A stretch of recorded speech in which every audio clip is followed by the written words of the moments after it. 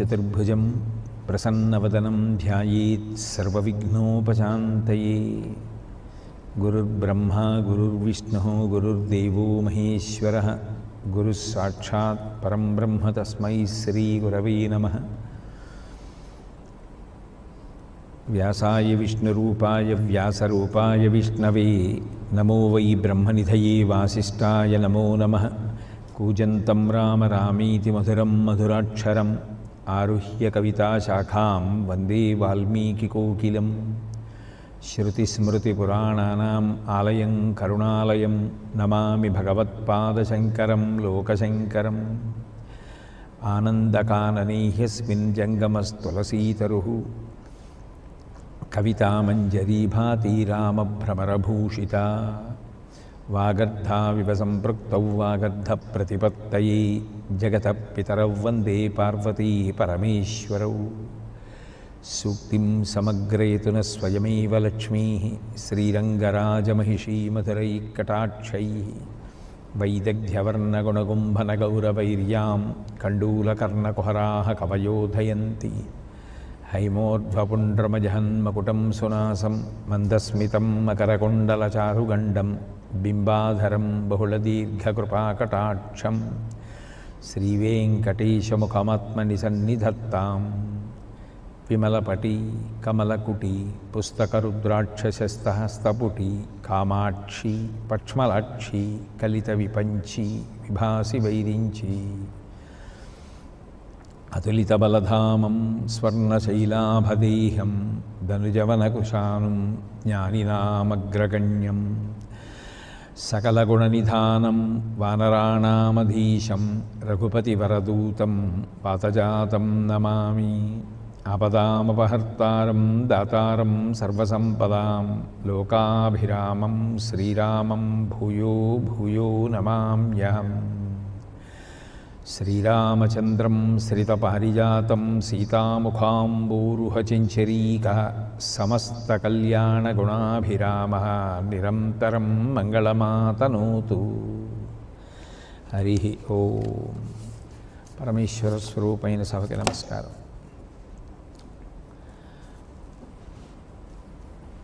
మూడు చౌపాయిలు పూర్తయ్యాయి. 4వ చౌపాయిలో తులసీదాస్ గారు అంటారు, కంచనవరణ విరాజ సువేశ కాననకుండల కుంచితకేశ అంటున్నారు. ఆయన కంచనవరణ విరాజ సుకేశ అంటే ఉపాసన అనేటటువంటి మాట ఒకటి ఉంది కదా లోకంలో.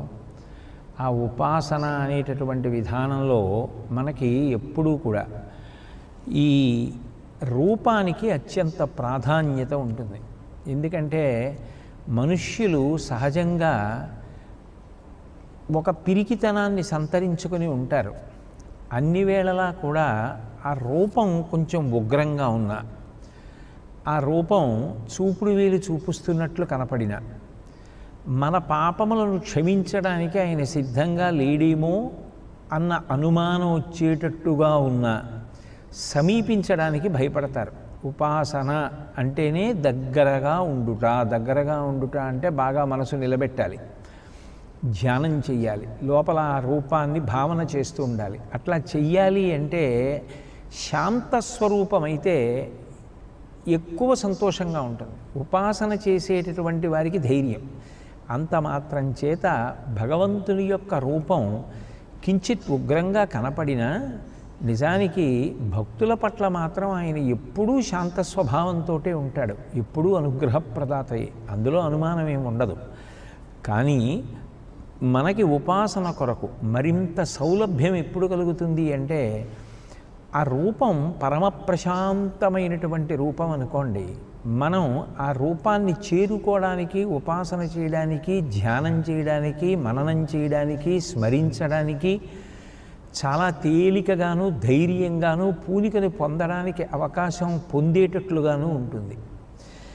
అటువంటి స్వరూపము కలిగినటువంటి వారు హనుమ అని ఇవాళ మనకి తులసీదాసు గారు ఆయన యొక్క భౌతిక రూపాన్ని వర్ణిస్తున్నారు. అంటే ఒక రకంగా చెప్పాలి అంటే ఇది ఒక ధ్యాన శ్లోకం లాంటిది.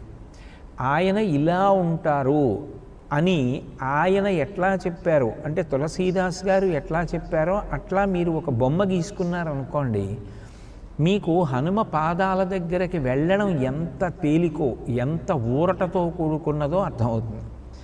కంచనవరణ విరాజ సువేశ. ఆయన కంచనవరణ అంటే బంగారు రంగుతో మెరిసిపోతూ ఉంటారు. హనుమ ఎక్కడ ఉన్నా మెరుపుల యొక్క ముద్ద ఎలా ఉంటుందో అటువంటి కాంతితో ప్రకాశిస్తూ ఉంటారు.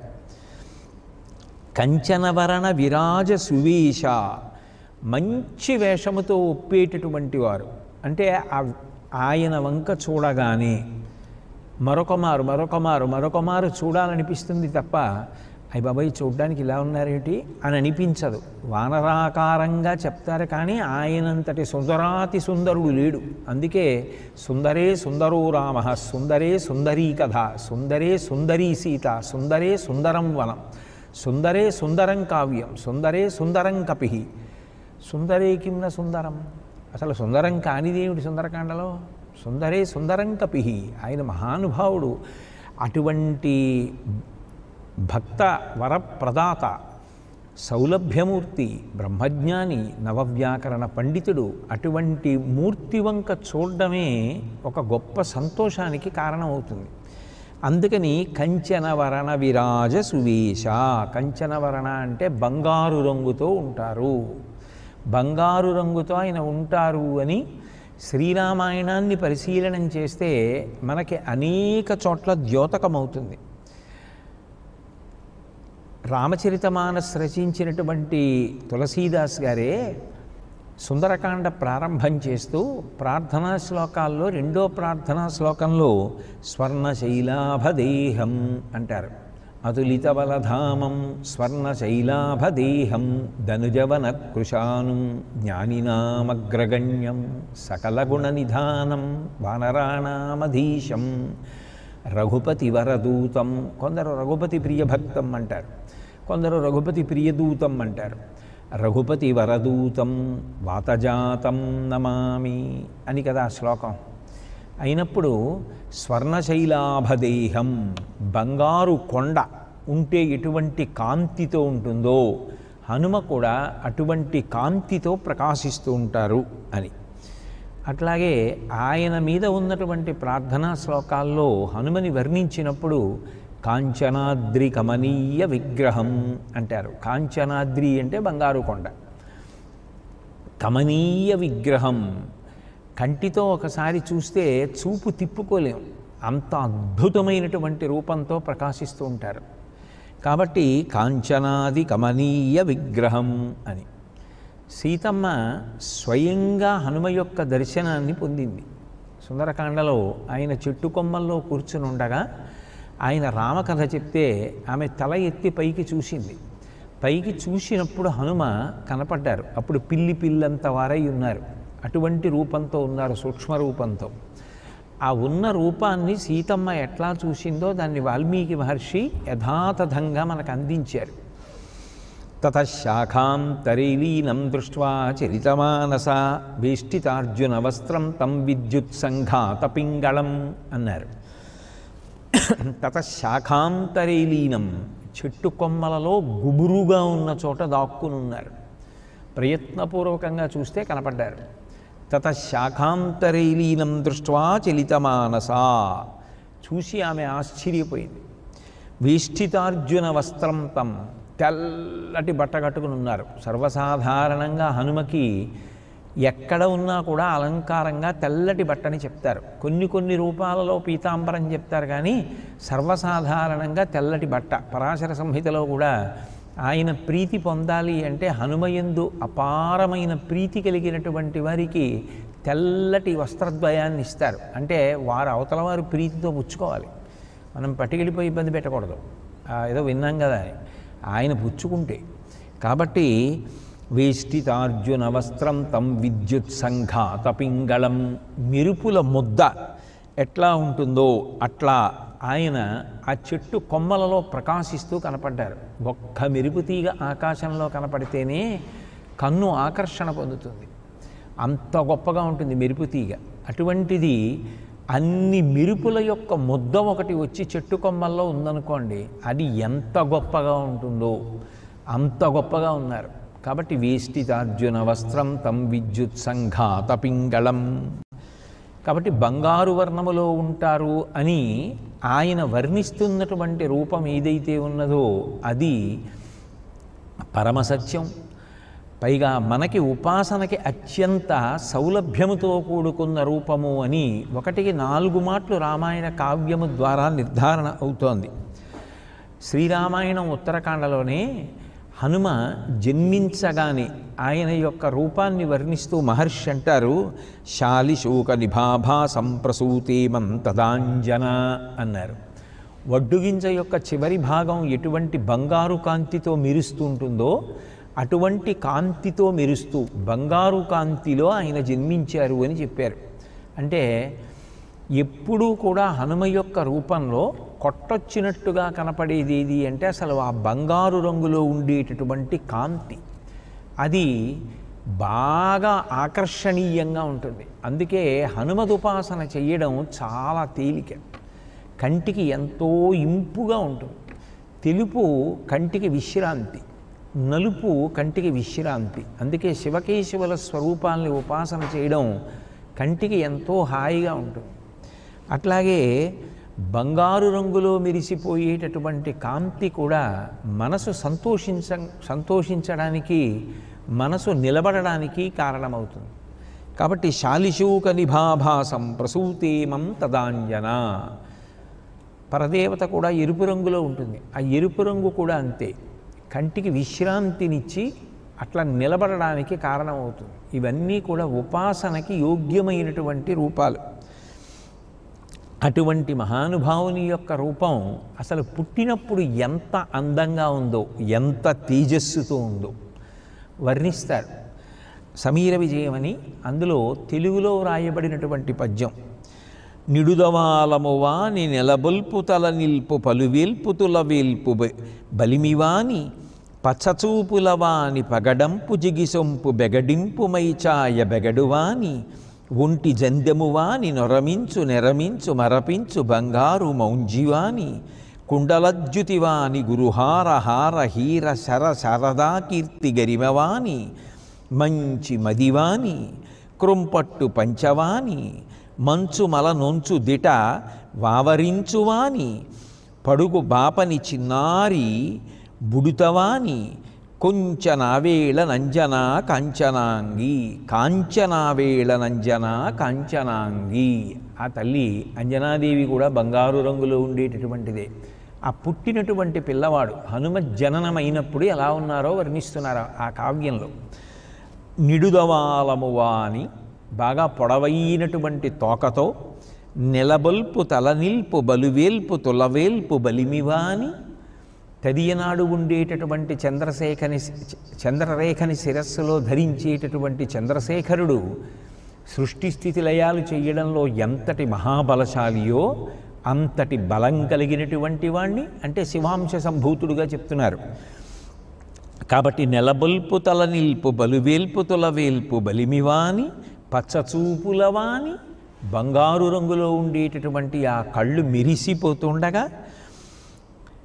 పగడంపు జిగిసొంపు బెగడింపు మైచాయ బెగడువాని బంగారము ఎరుపు రెండిటి కాంతులు కలిసి పైకి వెదజల్లబడితే ఎటువంటి కాంతులుంటాయో అటువంటి కాంతులతో కూడిన శరీరమున్నవాణ్ణి ఒంటి జందెమువాని. యజ్ఞోపవీతం గురించి చెప్తూ యజ్ఞోపవీతం పరమం పవిత్రం ప్రజాపతేర్యత్ సహజం పురస్తాత్ అంటారు. అది సహజంగా ప్రజాపతికి ఉంది అన్నారు. అట్లా పుట్టుకతోనే జంధ్యంతో పుట్టారు.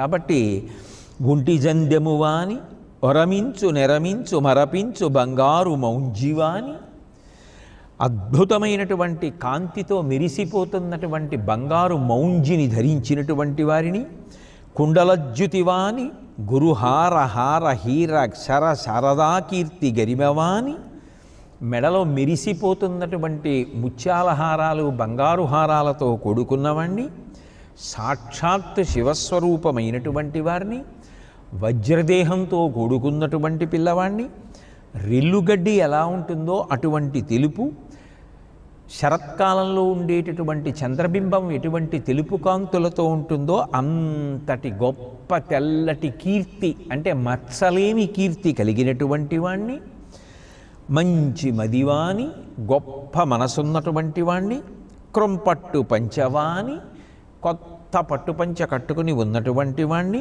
మంచు మల నుంచు దిటనావరించువాని, హిమవత్ పర్వతాన్ని కూడా దాటిపోయేటంత కీర్తిని ఆర్జించగలిగినటువంటి వాణ్ణి, పడుగుబాపని చిన్నారి బుడుతవాని, చిన్న బ్రాహ్మణ పిల్లవాడి రూపంలో, మరి కౌండిన్య సగోత్రంలో కదూ ఆవిర్భవించారు, అటువంటి పిల్లవాణ్ణి, కాంచనావేళ నంజన కాంచనాంగి, బంగారు వర్ణంతో ఉన్నటువంటి ఆ అంజనాదేవి ఆ పిల్లవాణ్ణి చూసి చాలా సంతోషపడిపోయింది అంటారు. కాబట్టి ఆయన యొక్క వేషధారణ అంత అందంగా ఉంటుంది అని వర్ణిస్తున్నారు తులసీదాస్ గారు. దానికి కంచనవరణ విరాజసువేశ, అందులో ప్రధానంగా ఆయన యొక్క అలంకారంలో కొట్టొచ్చినట్లుగా కనపడేటటువంటివి ఏవి అన్నదాన్ని వర్ణిస్తున్నారు. కాననకుండల కుంచితకేశ, ఆయన చెవులకు పెట్టుకునేటటువంటి మణికుండలాలు. ఆయన కర్ణవేధ అంటారు కదా, చెవులు కుట్టడం అని చెప్పి ఒక సంప్రదాయం. కర్ణవేధ దేనికి చేస్తారు అంటే, పిల్లవాడు దీర్ఘాయుష్మంతుడు కావడం కోసం కర్ణవేధ అని చెప్పి షోడశ సంస్కారముల యొక్క వ్యాఖ్యానంలో అంటారు. రెండు, చిన్నతనంలో తల్లిదండ్రులు చెవి కుట్టిస్తారంటే చెవికి కన్నం పెడతారు. నిజంగా ఆ పిల్లవాడు చాలా అద్భుతమైన రీతిలో ఆ చెవులను సార్థక్యం చేసుకున్నాడని గుర్తు ఏమిటంటే, ఒక మంచి గురువు దగ్గర ఉపదేశాన్ని పొంది ఆ ఉపదేశం చెవి ద్వారా పొందిన దాన్ని అంత మననం చేసి అనుష్ఠానంలోకి తెచ్చుకున్నప్పుడు, అప్పుడు ఆ చెవులు సార్థక్యం పొంది భద్రం కర్ణీభి శృణుయామ దేవాహ అని. అటువంటిది మహానుభావుడు స్వామి హనుమ సూర్యనారాయణమూర్తి దగ్గర అంత గొప్ప వ్యాకరణం నేర్చుకున్నారు. రామచంద్రమూర్తి దగ్గర ఆత్మవిద్యనంతటినీ కూడా అభ్యాసం చేశారు. సాక్షాత్తుగా ఆత్మని అనుభవంలోకి తెచ్చుకున్నటువంటి బ్రహ్మతత్వవేత్త. అంతటి మహానుభావుడైనటువంటి స్వామి హనుమ యొక్క కర్ణకుండలములు విశేషమైనటువంటి ప్రఖ్యాతి కలిగినవి. రెండు, భగవంతుని యొక్క రూపంలో మనకి బాగా ఆదరణీయములు. మనం ఎప్పుడూ కూడా చూసేది ఆయన చెవుల వంక. ఎందుకని అంటే, ఆర్తితో మన ప్రార్థన అంతా కూడా భగవంతుడికి చెప్పుకుంటాం, మన అవసరాలన్నీ ఆయనకి చెప్పుకుంటాం. ఆ చెవులు వినే చెవులు అంటే అటువంటి శ్రద్ధ కలిగిన చెవులు. ఆయన వింటారు అంటే మనకొక ఊరట. ఆ మణికుండలములతో ప్రకాశిస్తున్నటువంటి హనుమ యొక్క పెద్ద పెద్ద చెవులను చూసినప్పుడు ఒక గొప్ప ఊరట కలుగుతుంది. అదే లక్షణం విఘ్నేశ్వరుడి దగ్గర ఉంటుంది. శూర్పకర్ణం అంటారు. చాటలు ఎలా ఉంటాయో అంతంత చెవులు ఉంటాయి ఏనుక్కి. పైగా మిగిలిన ప్రాణులు విన్నారా వినలేదా అంటే చెవులు కదిపి వినరు, కానీ ఒక ఏనుగు మాత్రం చెవులు కదుపుతూ ఉంటుంది. కాబట్టి బాగా వింటున్నారని అర్థం అవుతూ ఉంటుంది వినాయకుడికి చెప్పినప్పుడు. అట్లాగే స్వామి హనుమ కూడా ఆ మణికుండలములతో కూడుకున్నటువంటి చెవులతో ప్రకాశిస్తూ ఉంటారు. మాణిక్యకుండలధరం దివ్యపట్టాంబరాన్వితం కనకాచల సంకాశం పింగాక్షం హేమమాలినం అంటారు ఆయన గురించి. మాణిక్యకుండలధరం, మాణిక్యములతో కూడుకున్నటువంటి కుండలములను చెవులకు అలంకారం చేసుకుని ఉంటారట. చూడగానే బాగా మనసుని పట్టుకునేది ఆ ముఖమండలం వంక చూడగానే ఆ ప్రశాంతత, ఆ సంతోషం, కళ్ళల్లోంచి జాలువారేటటువంటి ఆ కారుణ్యం, ఆ ప్రేమ. ఆయన బ్రహ్మవేత్త కాబట్టి ఎప్పుడూ కూడా అశాంతి పొందకుండా నిరంతర శాంతి పొందేటటువంటి ఆయన యొక్క స్థితి జగత్తుని సాక్షిమాత్రంగా చూస్తూ పరమ భాగవతోత్తముడి నిరంతరం మనసులో రామచంద్రమూర్తి యొక్క స్మరణ చేస్తూ ఉండేటటువంటి హనుమ యొక్క ముఖంలోని ప్రశాంతతను ఊహించినంత మాత్రం చేత అబ్బా అటువంటి ముఖం ఒక్కసారి చూస్తే మనకి ప్రశాంతత కలుగుతుందనిపిస్తుంది. ఎందుకంటే లోకంలో సర్వసాధారణంగా ఉండే పోకడ ఏమిటి అంటే ప్రశాంతతకి భంగకారకములే ఎక్కువ ఉంటాయి. నేను మన్నింపబడిదనుగాక. సర్వసాధారణంగా అవతల వారి యొక్క ప్రశాంతతని నిలబెట్టాలనేటటువంటి పూనిక ఉండడం చాలా చాలా గొప్ప విషయం. ఎందుకనంటే భక్తి యందు అదొక గొప్ప స్థాయి. మన వలన అవతల వారి యొక్క ప్రశాంతత పాడు కాకుండుగాక, మన వలన వారి ప్రశాంతత పెరగాలి తప్ప మన వలన వారి ప్రశాంతత చెడిపోకూడదు అన్న భావన ఎప్పుడూ ఉండాలి. అటువంటి ప్రశాంతత ఎప్పుడు ఉంటుంది? ఒకటి, తనలో తాను రమిస్తున్నప్పుడు. రెండు, ఎప్పుడు ఉంటుంది? మనకు వచ్చారాదా కాదు, భగవంతుని గురించి మాట్లాడుతున్నప్పుడు. మూడు, ఎప్పుడు ఉంటుంది? భగవత్ కార్య నిర్వహణలో ఉత్సాహం ప్రకటితమైనప్పుడు. ఈ మూడు కాకుండా ఉన్నది ఏదైనా అవతల వారి యొక్క ప్రశాంతతకు భంగం అవుతుంది. ఆ ప్రశాంతతకి భంగం కలిగిందనుకోండి, దాని యొక్క ప్రభావం చాలా తీవ్రంగా ఉండొచ్చు, చెప్పలేము. ఒకసారి ప్రశాంతత భంగపడింది అనుకోండి, అది మళ్ళీ నిలబడడానికి కొంత సమయం తీసుకుంటుంది. మీరు కొద్దిగా నీరు అలా నిలబడిన చోటుకి వెళ్ళి అది ఏ కదలిక లేకుండా ఉంటే, మీరు ఒక చిన్న కుంకుడు గింజ అందులోకి వేశారనుకోండి, అందులో కదలికలు వస్తాయి. ఒకసారి కదలికలు వచ్చిన తరువాత నేను కుంకుడు గింజ వేసేసాను అయిపోయింది కదా ఆగిపో అంటే ఆగవు ఆ కదలికలు. అవి మళ్ళీ నీళ్లల్లోనే ఉపశమనం పొందడానికి, మళ్ళీ ఆ కదలికలు ఆగిపోవడానికి, అది నిశ్చలత్వాన్ని పొంది ప్రశాంతతను పొందాలి అంటే కొంత సమయం తీసుకుంటుంది. ఒక వ్యక్తి అనుభవించేటటువంటి ప్రశాంతత కూడా అంతే. అయితే దాని యందు సర్వోత్కృష్టమైన స్థాయి ఏది అంటే, మన అశాంతి వలన అవతల వారి ప్రశాంతత భంగపడకుండా వారు ఎప్పుడూ ప్రశాంతంగానే ఉండి మన అశాంతిని కూడా తొలగించగలిగినటువంటి ప్రశాంతత ముఖమునందు చిందులాడుతోందనుకోండి, అది సర్వోత్కృష్ట స్థాయి. అంటే అప్పుడు అసలు వారి ప్రశాంతతని మనం పాడు చెయ్యగలమన్న మాటే లేదు. మీరు ఏం చెప్పండి, ఏం చేయండి, ఎట్లా ప్రవర్తించండి, అవతల వారి ప్రశాంతత ఏం పోదు, సరిగదా? మీకు ప్రశాంతత కలుగుతుంది. ఆ స్థాయిని పొందడం తేలికైనటువంటి విషయం కాదు. అటువంటి ప్రశాంతత ఆయన ముఖమునందు తాండవిస్తూ ఉంటుంది. అది ఎవరి యందు మాత్రమే అన్వయం అవుతుంది? ఒక్క బ్రహ్మజ్ఞాన సంపన్నులైనటువంటి వారు ఎవరు ఉంటారో వారు ఈ లోకాన్నంతటినీ కూడా ఒక నాటకాన్ని చూసినట్టు చూస్తూ ఉంటారు. అందుకే క్షమాగుణంతో ఉంటారు. క్షమాగుణము అంటే ఓర్పు పట్టగలగడం, రెండు, అవతల వారి దోషాలు క్షమించగలగడం. అవును, ఇంతకన్నా ప్రవర్తించగలిగినంత పరిణితి రాలేదు కదా. పసితనం, చిన్నతనం ఎలా తెలుస్తుంది? తెలుస్తుంది ఒకనాడు. తెలుసుకున్న నాడు వాళ్ళే వృద్ధిలోకి వస్తారు. అప్పటి వరకు ఓర్పు పట్టడమే. తల్లిదండ్రులు చిన్నపిల్లల విషయంలో ఎంత ఓర్పు పట్టి ఎన్ని అపరాధములను అలా క్షమిస్తూ వెడుతూ ఉంటారో, అట్లా క్షమిస్తూ వెడుతూ ఉండడం వలన యువతల వారి ప్రశాంతతకు భంగపాటు కలిగింది అని చెప్పడం కూడా కష్టం. వారు ప్రశాంతంగా ఉంటారు. నిజానికి వారి ప్రశాంతతను అర్థం చేసుకోవడం, వారి క్షమాగుణాన్ని అర్థం చేసుకోగలిగితే అదే మనలో గొప్ప మార్పుకి కారణమవుతుంది. ఓ, మనం ఇట్లా ఉండగలగాలి అని అర్థమవుతుంది. అది ఆయన యందు స్ఫుటంగా కనపడుతుంది. ఇది ఎక్కడిది ఈ లక్షణం అంటే శివస్వరూపంలో కనపడుతుంది మీకు. శాంతం పద్మాసనస్థం అని మొదలవుతుంది శివుడి గురించి చెప్తే. శాంతమనకు పర్యాయ పదం శివుడు. సదాశివ, ఆయనకి రాగద్వేషాలు ఉండవు. అందుకే ఎప్పుడు ఆయన పరమ ప్రశాంతంగా ఉంటాడు. పరమ ప్రశాంతంగా ఉండేటటువంటి శివ తేజస్సే ఆంజనేయ స్వామి. అందుకే ఆయన కూడా ఎంత ప్రశాంతంగా ఉంటారు అంటే, మన అశాంతి ఆయన ప్రశాంతిని పాడు చేయదు, సరిగదా? ఆయన చుట్టూ తిరగ్గా తిరగ్గా తిరగ్గా తిరగ్గా కొన్నాళ్ళకి మనం ప్రశాంతపడ్డం మొదలవుతుంది. అసలు ఆ ఉద్వేగములు లేకుండా ఉండగలిగిన స్థితిలో ఉండేటటువంటి గొప్ప శాంతిని అనుభవించడం అలవాటవుతుంది. ఆ శాంతమే కదా అన్నిటికన్నా గొప్పది. శాంతము లేక సౌఖ్యము లేదు సారసాదల నయన అంటారు కదా త్యాగరాజస్వామి. ఆ శాంతము చాలా గొప్పది. పైకి ఉద్వేగమున్నట్లు కనపడిన లోపల పరమ ప్రశాంతంగా ఉండగలగడం, క్షమాగుణంతో ఉండగలగడం, భరించగలగడం, వహించగలగడం, సహించగలగడం, అదంతా తేలిక విషయమా? అది ఎంత ఈశ్వరానుగ్రహం ఉంటే సాధ్యమవుతుంది. కాబట్టి అంతటి ప్రశాంతత ముఖమునందు కనపడుతూ ఉంటుంది. విరాజసువేశ అన్నారు కదూ.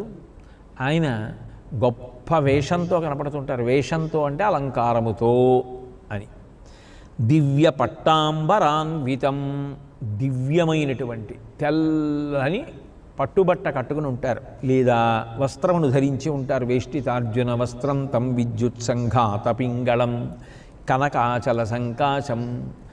బంగారు కొండ ఎలా ఉంటుందో అటువంటి కాంతులతో ఉంటారు. ఆ పైన ఆయన యొక్క పరమాద్భుతమైన ఉపాసనా బలం, రోమకూపములలోంచి ఆ బంగారు రంగు శరీరంలోంచి కాంతులు వెదజల్లబడుతుంటాయి.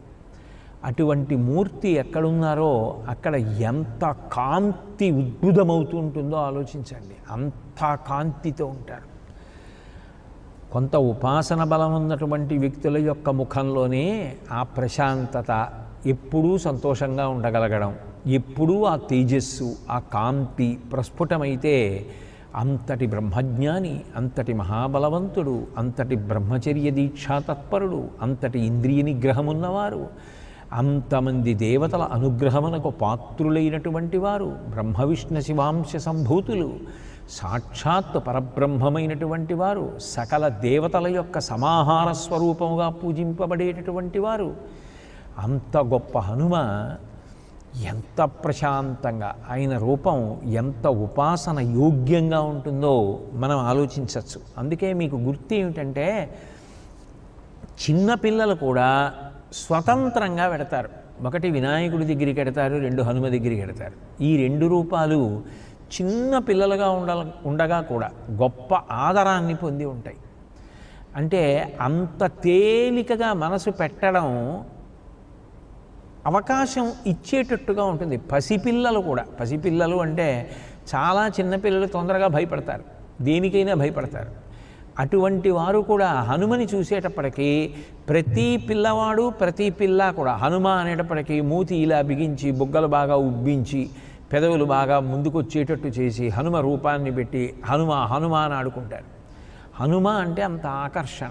ఏమీ తెలియనటువంటి పసిపిల్లల మనసుని కూడా ఆకర్షించగలిగిన రూపమని అన్నప్పుడే అసలు ఉపాసనలో అది ఎంత తేలికైనటువంటి రూపమో, ఎంత తొందరగా ఆయన్ని పట్టుకోవచ్చో మనకు అర్థమవుతుంది. కాబట్టి కనకాచల సంకాశం పింగాక్షం హేమమాలినం, బంగారు ఆభరణములను ధరించి ఉంటారు. ఆభరణములు అనేటటువంటివి భూషణములు, అవి మరింత శోభని పెంచుతాయి. పుష్పహారం మెడలో ఉండడం, ఆభరణములు ఉండడం, అవన్నీ కూడా భగవత్ సంబంధములై ఉండడం, ఇదంతా కూడా దివ్య లక్షణాలు. అంటే అవి దేవతలతో ఉన్న అనుబంధాన్ని, వారిలో ఉన్నటువంటి భక్తికి నిదర్శనంగా నిలబడతాయి. కాబట్టి అటువంటి రూపము కలిగిన వారు. కాబట్టి కాననకుండల కుంచితకేశ, కుంచితకేశ అంటే ఇష్టం వచ్చినట్టుగా జుత్తుని చిమ్ముకుపోయినట్టుగా ఉండి అదంతా కూడా అటు ఇటు జల్లుకుపోయి చూడగానే అయ్యో పాపం అలా ఉన్నారేమిటి అనేటట్టు కాకుండా కుంచితకేశ, చక్కగా ఏదో చూడండి ముంగురులు ముఖం మీద పడేటటువంటి జుత్తు, అలాగే కేశములు, తల జుత్తు అంతా కూడా ఉంగరాల జుత్తు అంటారు కదా, అటువంటి జుత్తు మరింత అందం.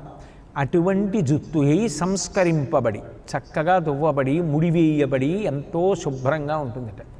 అసలు నిజంగా చెప్పాలి అంటే వ్యక్తిగతంగా నా అభిప్రాయం ఏమిటంటే, అందము అన్న మాటకి పర్యాయపదంగా చూడవలసినది ఏది అంటే శుభ్రత. ఎవరు శుభ్రంగా ఉంటారో, భగవంతుడు ఇచ్చిన వాటిని శుభ్రంగా ఉంచుకోవడం అలవాటు. వెంట్రుకలు, తల వెంట్రుకలు శుభ్రంగా దువ్వుకుని, గోళ్ళు ఇంతంత పెరిగిపోయి దాని నిండా మట్టి మశానం పట్టకుండా గోళ్ళు తీసేసి ఒళ్ళు శుభ్రంగా ఉంచుకొని చక్కగా స్నానం చేసి, ఎప్పుడూ ఉతికి ఆరేసిన బట్టలు, అక్కడ నిలబడితే ఇక్కడికి దుర్వాసన వచ్చేటట్టు కాకుండా ఉండగలగడమే అందము. మిగిలిన అందం మీరేం చెప్పండి, కాలమునందు క్షయమైపోతుంది. ఒకరికి నచ్చినది వేరొకరికి నచ్చకపోవచ్చు. ఒకరి దృష్టిలో అపూర్వమైన అందం అది, వేరొకరి దృష్టిలో పరమసామాన్యమైన అందం. అందానికి నిర్వచనమే ఉంటుంది, చూసే మనసుని బట్టి అందం. కానీ శుభ్రత అందరికీ అందం, ఎప్పుడూ అందం, తనకి తానందం, 10 మంది ఆరోగ్యానికి కూడా అందం. శుభ్రత నిజమైన అందం, అది చెక్కు చెదిరేది కాదు. ఎంత వయసు వచ్చినా ఆ అందం అందమే. అది తరిగిపోయేది కాదు, చెరిగిపోయేది కాదు, ఆ శుభ్రతలో ఉంది. కుంచిత కేశ, చక్కగా సంస్కరింపబడినటువంటి జుత్తు ముడివేయబడి అంత అందంగా ఉంటారు. అందుకే ఏదైనా ఇవ్వగానే సంస్కారం అక్కడ అభివ్యక్తమవుతుంది. ఏదైనా పరమ పవిత్రమైన వస్తువు అనగానే కళ్ళకద్దుకొని తల మీద పెట్టుకోవడం మీకు అలవాటు అనుకోండి, అది తల మీద పెట్టుకుంటారు అంటే మీలో ఉన్న సంస్కారాన్ని ప్రతిబింబిస్తుంది. అది శిరోధార్యము, అది పరమ పవిత్రము. కాబట్టి ఇక వెంటనే ఆలోచన ఇంకొకటి ఉండదు, దాన్ని వెంటనే కందులకు అద్దుకొని శిరస్సు మీద పెట్టుకుంటారు. మీరు అందుకే కిష్కింధకాండ పరిశీలనం చేస్తే రామచంద్రమూర్తి తన యొక్క పేరు వ్రాయబడినటువంటి ఉంగరాన్ని హనుమ చేతిలో పెట్టగానే ఆయన కళ్ళకద్దుకొని దాన్ని తల మీద పెట్టుకున్నారు. అది మహోన్నత సంస్కారం, అది అందం. అసలు ఎక్కడ ఎట్లా నిలబడాలో, ఎక్కడ ఎట్లా మాట్లాడాలో, ఎవరితో ఎట్లా మాట్లాడాలో, మాట్లాడేటప్పుడు మాట ఎంత ఉద్విగ్నత లేకుండా, సమయాన్ని బట్టి ఎవరితో ఎంతసేపు ఎట్లా మాట్లాడాలో అట్లా మాట్లాడగలగడం. నేను మాట్లాడుతూ ఉండిపోయాను కాబట్టి వెనక కార్యానికి రాలేకపోయాను అనకుండా ఉన్న సమయంలో మీ కార్యాన్ని పూర్తి చేసుకుని మీ మాటల ద్వారా దాన్ని పూర్తి స్థాయిలో మీరు పూర్తి చేసి రాగలగడం, అది నిజమైన అందం. ఇదంతా కలిస్తే అందం తప్ప కేవలంగా వేరొకటి అందము అని చెప్పడం ఎలా సాధ్యమవుతుంది? అవన్నీ మీరు హనుమ యొక్క జీవితాన్ని పరిశీలిస్తే కనపడతాయి. ఎప్పుడు ఎక్కడ ఎవరితో ఎంత మాట్లాడాలో అంతే మాట్లాడతారు తప్ప అందరితో ఒక్కలా మాట్లాడరు. ఒక్కొక్కరితో మాట్లాడినప్పుడు ఒక్కొక్కలా మాట్లాడతారు. వీరు పరమాత్మీయులు. ఆత్మీయులతో మాట్లాడేటప్పుడు ఎంత స్వేచ్ఛగా మాట్లాడతారో అంత స్వేచ్ఛగా మాట్లాడతారు. వీరితో ఇప్పుడు వెడుతున్న కార్యంలో ఇంకా ఇంతకన్నా మాట్లాడకూడదు, అంతసేపే మాట్లాడతారు తప్ప ఇక అదే పనిగా అంటుకుపోయి అలా నిలబడరు. అందుకే మీరు చూడండి, మైనాకుడితో మాట్లాడితే అంత తేలికగా మాట్లాడతారు. ప్రీతోస్మి కృతమాతిథ్యం మంజురీషోపనీయతాం తరతే కార్యకాలో మే అహస్యాప్యతివర్తతే ప్రతిజ్ఞాచ మయా దత్తా నస్థాతవ్యమిహాంతరే. మీరు తినకపోవచ్చు, అవతల వారిచ్చినటువంటి పదార్థాన్ని సేవించకపోవచ్చు, కానీ అవతల వారికి మనసు ఎప్పుడు నిండిపోతుంది? మీరు నాకు భోజనం పెట్టినట్టే, మీరు నాకు ఇవాళ పెట్టవలసిన అన్ని పదార్థాలు పెట్టి తృప్తిపరచినట్టే. కానీ ఇంతకన్నా నిగ్రహించకండి, నేను వేరొక కార్యంలో ఉన్నాను కదూ, అర్థం చేసుకోండి అని ఒకసారి ముట్టుకుని మీరు వెళ్ళిపోయారనుకోండి, ఎంత సంతోషాన్ని పొందుతారు. అది సంస్కారం, అది అందం. అవతల వాళ్ళు ఎంతో ప్రేమతో ఎంతో కష్టపడి అమరిస్తే అక్కర్లేని ప్రసంగాలు అక్కడికి వెళ్ళి చేసి అవతల వాళ్ళ మనసు చిన్నపుచ్చుకునేటట్టుగా ప్రవర్తించి మీరు ఇంటికి వచ్చారనుకోండి, అప్పుడు ఎంత కుసంస్కారం, అది ఏమందం అనిపించుకుంటుంది. నువ్వు అవతల వాళ్ళ ప్రేమ నీకు కావలసింది అక్కర్లేని విషయాల, మీ ఇంట్లో కుర్చీలేవి, మీ ఇంట్లో ఈ వస్తువు ఏది, ఆ వస్తువు ఏది, అది ఎక్కడిది, ఇది ఎక్కడిది, నీకు ఎందుకు, నువ్వు వెళ్ళింది ప్రయోజనం ఏమిటి? ఎంత పెద్దరికంతో ఎంత ప్రేమతో ప్రవర్తించాలి, ఎందుకు నీకు అక్కర్లేని ప్రవర్తన? అంటే ఎప్పుడు ఎక్కడ ఎట్లా ఉండాలో అట్లా ఉండగలగడం నిజమైన అందం. ఒక్కొక్కసారి తను ప్రవర్తిస్తే ఇక జీవితంలో మళ్ళీ ఆ తప్పు చెయ్యకుండా పాఠం చెప్పబడాలి, అట్లా ప్రవర్తించగలగడం అందం. ఇదంతా కలిస్తేనే అందం. ఆ అందం సమగ్రమైన అందం. ఇన్ని కలవడం అంటే అది ఎంత సౌందర్యం, అది ఎంతమందికి ఎన్ని అందిస్తోంది. అది హనుమంటే, అది తులసీదాస్ గారి యొక్క భావం. అడుగు తీసి అడుగు వేస్తే అట్లా ఉంటుంది హనుమ యొక్క వ్యక్తిత్వం. అందుకే రామచంద్రమూర్తి అంతటి వారికి అంత ఆత్మీయులు కావడం అంటే అది సాధ్యమైన విషయమా? ఆయన ఫలానా వారితో మాత్రం గంటలు గంటలు మాట్లాడతారండి. ఆయన వాళ్ళ ఇంటికి కూడా వెడతారు, చాలా తరచుగా వాళ్ళ ఇంటికి వెళ్ళి కూర్చుంటూ ఉంటారు. అనిపించుకోవాలి అంటే యువతల వారికి ఎంత సంస్కారం ఉంటే ఎప్పుడూ ఎక్కడికి వెళ్ళనైనా, ఎప్పుడూ ఎవరితోనూ ఎక్కువసేపు మాట్లాడినైనా, ఒకరితో ఎక్కువసేపు మాట్లాడి వాళ్ళ ఇంటికి కూడా వెళతారు అంటే యువతల వారు ఎంత ప్రేమని అవతల వారి దగ్గర సంపాదించుకోవాలి. అది ఎందుకు వస్తుంది? నడవడి చేతనైనా వస్తుంది. రామచంద్రమూర్తికి అంత సన్నిహితం కాగలిగారు హనుమ అంటే రామాయణంలో ఎవరికీ ఇవ్వని కానుక. ఆలింగనం చేసుకున్నారు రామచంద్రమూర్తి. ఆలింగన సౌఖ్యాన్ని పొందగలిగారు అంటే అదేమైనా మాటలతో కూడుకున్నటువంటి విశేషమా? ఎంత గొప్ప కానుకిచ్చినట్టు. అది ఎవ్వరికీ ఇవ్వలేదు. అది పొందినటువంటి హనుమ జన్మ ఎంత సార్థక్యం పొందింది. అది రాముడికి ఎంత ప్రేమ హనుమ మీద ఉంటుంది అనడానికి ఇంకా అంతకన్నా ఉదాహరణ ఏముంటుంది? అది అందం జీవితంలో. ఎంతమంది నిన్ను చూసి పొంగిపోతారు, ఎంతమంది నీ పేరెత్తగానే అబ్బా ఆయన అని మాట్లాడతారు. అది అందం. అంతేగాని సరే.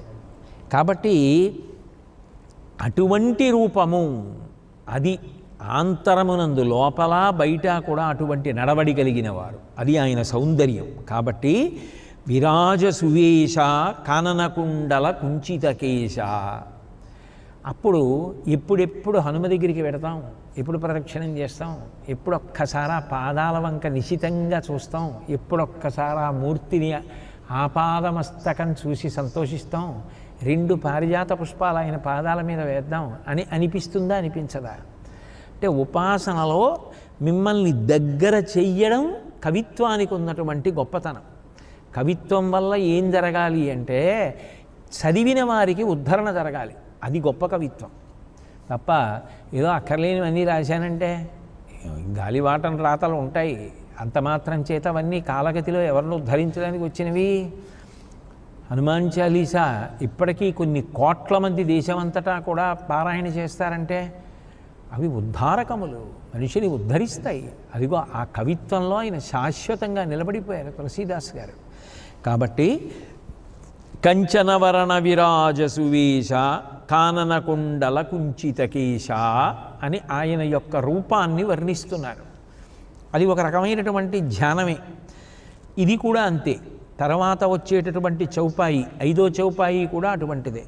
హాధవజ్ర ఔర్ధ్వజా విరాజై కాంధేముంజ జనేవు సాజై అంటారు. చేతిలో వజ్రము ధ్వజము కలిగినటువంటి వారు, ముంజ జందెము ధరించినటువంటి వారు. అటువంటి హనుమకు నమస్కరించుతున్నాను. అటువంటి హనుమా అంటున్నారు అంటే నమస్కరించుతున్నాను అన్వయం. అటువంటి వారు అని చాలీసాలో వర్ణిస్తున్నారు ఆ చౌపాయిలో. హాదవజ్ర ఔర్ధ్వజా విరాజై. అన్ని రేఖలకి ఒకటే లక్షణం ఉండదు. ఒక్కొక్క వస్తువు పట్టుకున్నప్పుడు, ఒక్కొక్క ఆయుధం పట్టుకున్నప్పుడు అది విశేషమైనటువంటి శక్తివంతములై ఉంటాయి. దాని చేత గొప్ప కీర్తిని గడిస్తారు. ఉదాహరణకి హాధవజ్ర అంటే చేతిలో వజ్రం ఉంది. వజ్రాయుధాన్ని పట్టుకునేటటువంటి వాడు నిజానికి వజ్రి, వజ్రపాణి అంటారు కదా.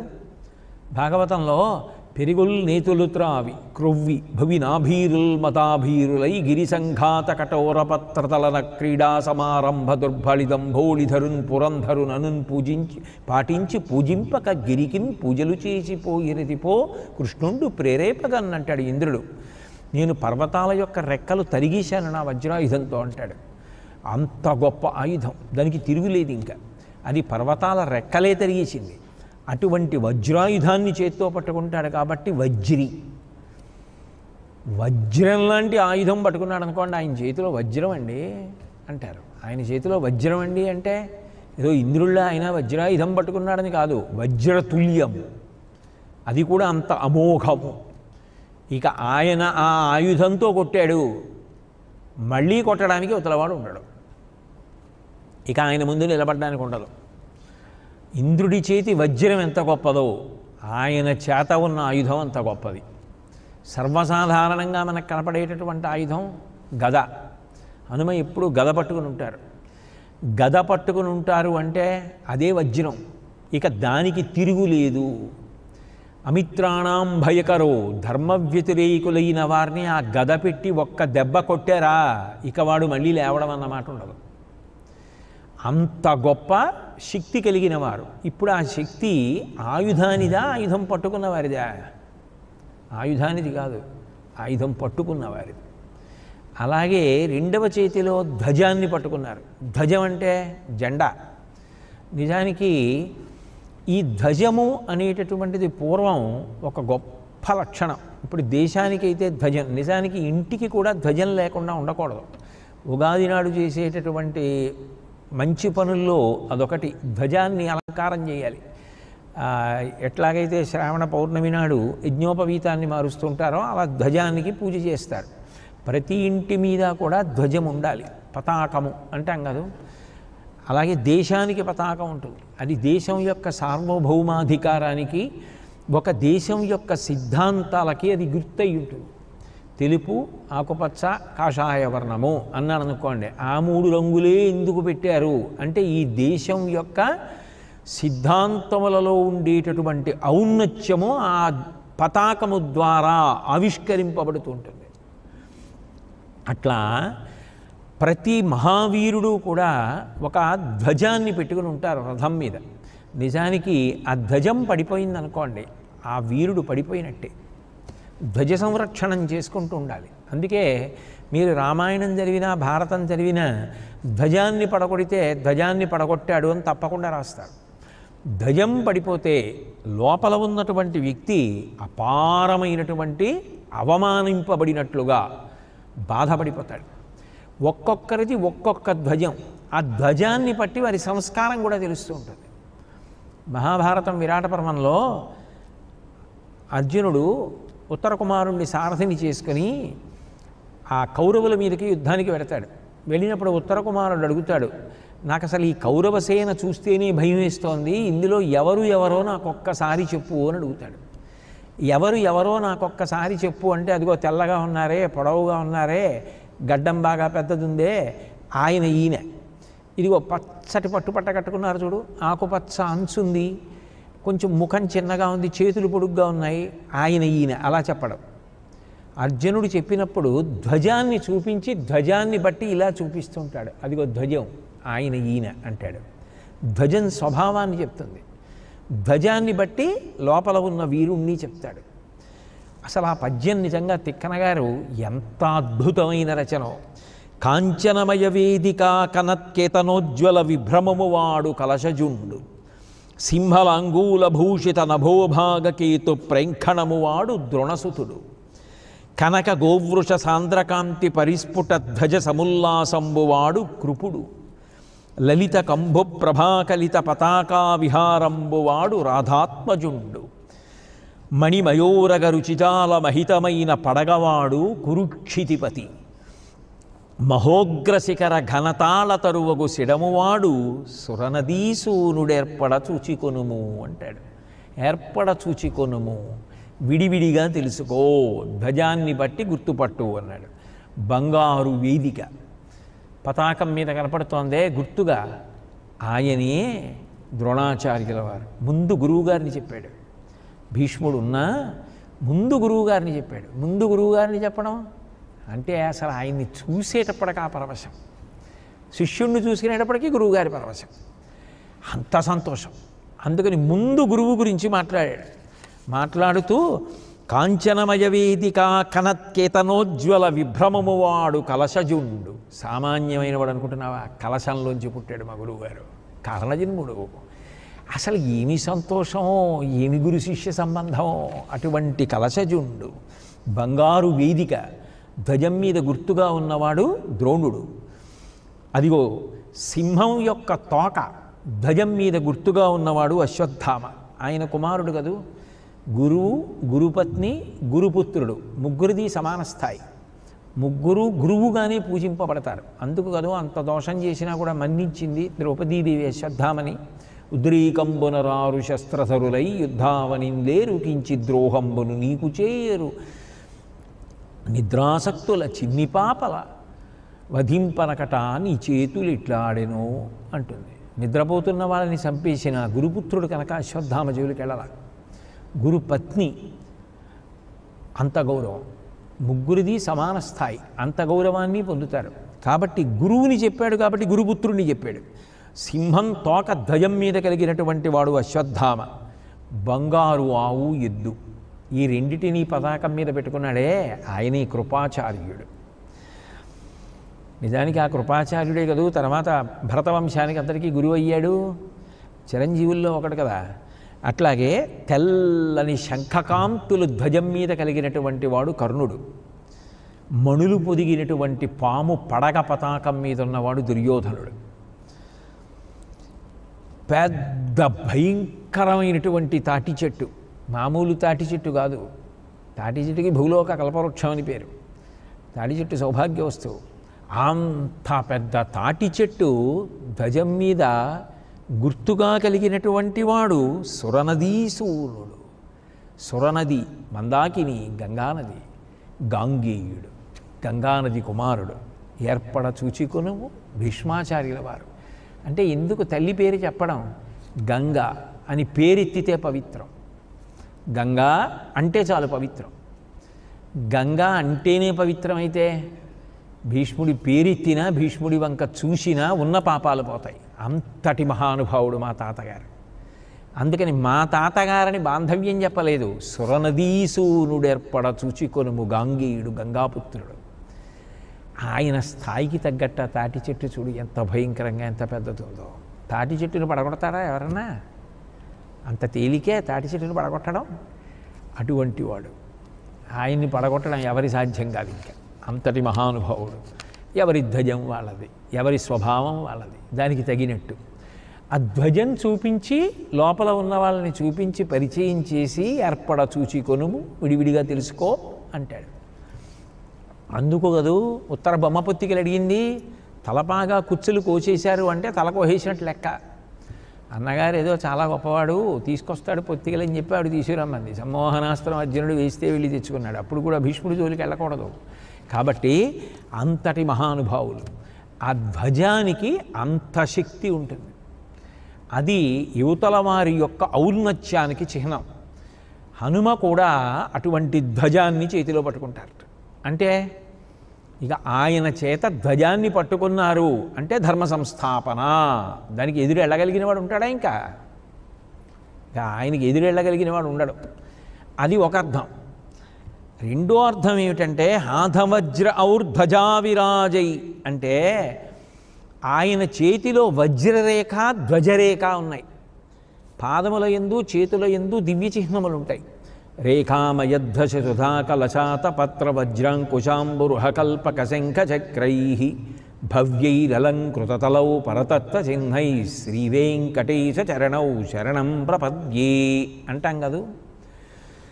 ఆ వెంకటేశ్వర స్వామి వారి పాదములలో ఉండేటటువంటి దివ్య చిహ్నములను గురించి చెప్తారు. అట్లా హనుమ ఇలా చెయ్యి పెట్టి అభయం ఇస్తేట చేతిలో స్ఫుటంగా రెండు కనపడుతున్నాయిట. స్ఫుటంగా దివ్య చిహ్నములు ఏవి అంటే వజ్రం ధ్వజం, ఈ రెండూ కనపడుతున్నాయిట. ఏమిటవి కనపడితే వచ్చేటటువంటి లక్షణం అంటే ఆ వజ్రము ఉన్నది అంటే దానికి గుర్తు ఏమిటి అంటే మహాఘౌఘ విభేదనం. ఎంతటి పెద్ద పాపరాశి ఉన్నవాడైనా సరే ఆయనని నమ్మి ఆయన చుట్టూ ప్రదక్షిణం చేసిన, తల ఉంచిన, నమస్కరించిన పాపరాశి ధ్వంసమైపోతుందంటే ఆయన అనుగ్రహం చేత. ఏ విధంగానైతే వజ్రం ప్రయోగిస్తే అవతల వైపు ఎంత సమూహం ఉన్నా కూడా ఛేదింపబడుతుందో, వజ్రం వజ్రేణ భిన్నయేత్, వజ్రం వజ్రం చేత కొట్టబడుతుంది, వజ్రాయుధం అసలు అలా కొట్టబడదు. అటువంటి వజ్రాయుధం ఎలా పడగొట్టేస్తుందో అలా ఆయన చేతిలో ఉన్నటువంటి వజ్రరేఖ మన యొక్క పాపములు పర్వతముల కింద పడిపోయినా కూడా ఆ వజ్రాయుధం పర్వతాల రెక్కలు కోసేసినట్టు ఈయన చేతిలో ఉన్నటువంటి వజ్రరేఖ మన పాపములనన్నిటినీ కూడా కొండల్ని తరిగి అవతల పారేస్తుంది, చూర్ణములు చేసేస్తుంది. అందుకని ఆయన చేతి వజ్రమునకు గుర్తేమి అంటే మహాగౌఘ విభేదనం. పర్వతముల వంటి మన పాపములనన్నింటినీ కూడా నశింపచేయగలిగినటువంటి గొప్ప అనుగ్రహ శక్తి కలిగిన వారు అని చెప్పడం ఆ చేతిలో ఉన్నటువంటి వజ్రరేఖ. ఇక ధ్వజం, ధ్వజం ఎందుకు పట్టుకున్నారు అంటే త్రైలోక్యాదపిచోన్నతిం. మురే నువ్వు నా దగ్గరికి వచ్చావు, నా పాదాలు పట్టుకున్నావు, ఇప్పుడు నిన్నేం చేస్తానో తెలుసా? ధ్వజం అన్నిటికన్నా పైన ఎగురుతూ ఉంటుంది. ధ్వజం ఎక్కడ కడతారు? కింద స్తంభానికి కడతారా? కట్టరు. అన్నిటికైనా పైన ధ్వజాన్ని పట్టుకుంటారు. ధ్వజం పట్టుకుంటే ఇలా పట్టుకోరు, ధ్వజాన్ని ఎత్తి పట్టుకుంటారు. ఇలాగ పైకి కనపడాలి ధ్వజం అంటే, పతాకం. అట్లాగే నిన్నేం చేస్తాను? స్ఫుటంగా ప్రకాశించేటట్టు చేస్తాను. నువ్వు ఏ రంగంలో ఉన్నావు, నీ వారందరిలో కూడా నీ యొక్క కీర్తి ప్రతిష్టలు అంత గొప్పవయ్యేటట్టుగా, ఒక ధ్వజం ఎలా ఎత్తుగా నిలబడుతుందో నువ్వు అట్లా నిలబడగలిగేటట్టు నేను చేస్తాను. కాబట్టి నీకు ఎప్పుడు ఏ శక్తి కావాలో ఆ శక్తిని నేను ప్రసరింపచేస్తాను. ప్రసరింపచేసి నిన్ను ఒక ధ్వజం నిలబెట్టినట్టు నిలబెడతాను. స్ఫుటంగా గోచరమవుతావు. అంటే అందరిలోకి కూడా కీర్తి పతాకం అంటారు కదా, అలా ఒక ధ్వజస్వరూపంగా స్ఫుటంగా ఆ పెద్దరికం, ఆ గౌరవం, ఆ మన్నన, ఆ మర్యాద, ఆ పూజనీయత నీకు లభిస్తాయి. అట్లా నిన్ను పెంచుతాను. ఆ ఎత్తుకి ఎదిగేటట్లు నేను చేస్తాను. నా ఉపాసన చేత నీకు అది లభిస్తుంది. ఆ బుద్ధి వైభవాన్ని ఇస్తాను. అది చెప్పడానికి చేతిలో ధ్వజరేఖ ఉన్నది ఆయనకి. అందుకని ఇలా పెట్టారు అంటే అందులో వజ్రరేఖ, ధ్వజరేఖ ఉన్నాయి అని. ప్రదక్షిణం, దక్షిణం అంటే ఆయన మన కుడిపై ఉండేటట్టుగా మౌనంగా మెల్లగా తిరుగుతున్నారనుకోండి, ఆ అనుగ్రహ శక్తి పడుతుంది. ఆ అనుగ్రహ శక్తి మిమ్మల్ని ధ్వజవంతెత్తు పైకి పెంచుతుంది. అది ఆయన అనుగ్రహం కలగాలే కానీ 3 లోకాలలో మీ కీర్తి ధ్వజం పెరిగినట్టు పెరుగుతుంది. అంత పెరిగేటటువంటి కీర్తి. ఎవ్వరి గుణలత లీడువారాసుల కడపటి కొండపై కలయబ్రాకు అంటుంది ద్రౌపదీదేవి ధర్మరాజు గారి గురించి చెప్తూ. ఏమయ్యా అలా మాట్లాడతావు? ధర్మరాజు గారి కీర్తి అంటే ఎటువంటిదో తెలుసా? కీర్తికి వ్యాపకత్వం ఉంటుంది. కీర్తి ఎక్కడో ఒకచోట నిలబడిపోయేది కాదు. వ్యక్తి ఒకచోట నిలబడిపోయినా, వ్యక్తి ఒకచోటే ఉండిపోయినా కీర్తి దిగంతముల వ్యాపిస్తుంది. దానికి ఎల్లలు ఉండవు. సముద్రాలు దాటేస్తుంది, ఖండాంతరములు దాటేస్తుంది. ఎక్కడెక్కడో ఉన్న వాళ్ళకు కూడా ఆయన పేరు తెలుసు, ఆయన మాట తెలుసు, ఆయన రచన తెలుసు, ఆయన వైభవం తెలుసు. అంటే అంత కీర్తి వ్యాపకత్వం పొందింది. ఆయన గురించి చెప్పుకుంటూ ఉంటారు. ఆయన గురించి మాకు తెలుసండి, మేము ఆయన దగ్గరికి వెళ్తూ ఉంటాం, ఆయన నా దగ్గరికి వస్తూ ఉంటారు, మేము రోజు చూస్తాం, ఆయనతో మాట్లాడుతాం అన్నారనుకోండి, ఏదో అదో రామాయణం అయిపోయినట్టు, అదో భారతం అయిపోయినట్టు, అయ్యి ఆయన ఎలా ఉంటారండి, అందరిలా మాట్లాడతారా, ప్రేమగా ఉంటారా, పలకరిస్తారా అని ఆయన గురించి తెలుసుకోవాలనుకుంటారు. ఇప్పుడు నేను ఎవరి దగ్గరికో వెళ్ళి, ఏమండి మహానుభావుడు శరీరం వదిలిపెట్టేశారనుకోండి, బాలమురళీకృష్ణ గారు నాకు బాగా తెలుసండి, వారు తరచుగా ఎవరికీ చెప్పకుండా మా ఇంటికి వచ్చే 2 రోజులు ఉండి సంతోషంగా నాతో గడిపి ఏవో రాగాలు పాడి, కీర్తనలు పాడి, నా దగ్గర ఏవో సంతోషంగా నువ్వు చెప్పవాయ్ అని నాకు వచ్చినా రాకపోయినా ఓ శ్లోకం వినేసి, ఇదేంటి మా అమ్మ వండింది, మా ఆవిడ వండింది అంటే ఆయనకి చాలా ఇష్టం, ఆయనకు కావలసినవి వడ్డించుకు తిని వెళ్ళిపోతూ ఉంటారు, 3వ కంటికి తెలియదు అన్నాను అనుకోండి. ఇప్పుడు ఎవరో ఆయన కీర్తనల గురించి అడగరు, ఆయన ఎలా ఉంటారండి, ఎలా మాట్లాడతారండి, ఇంకా ఆసక్తి ఏమిటో తెలుసు, ఆయన ఏం తింటారండి, ఏమి ఇష్టపడతారండి అంటే ఆయనతో పరిచయం ఉంటే ఆయన గురించి వినడం అంత సంతోషం. అది కీర్తి అంటే. ఇంకోటి గురించి చెప్పారనుకోండి, అట్లాగా అండి, ఆయన ఎవరో వస్తే మనకి ఎందుకు చెప్పినట్టు మనకి అంటారు.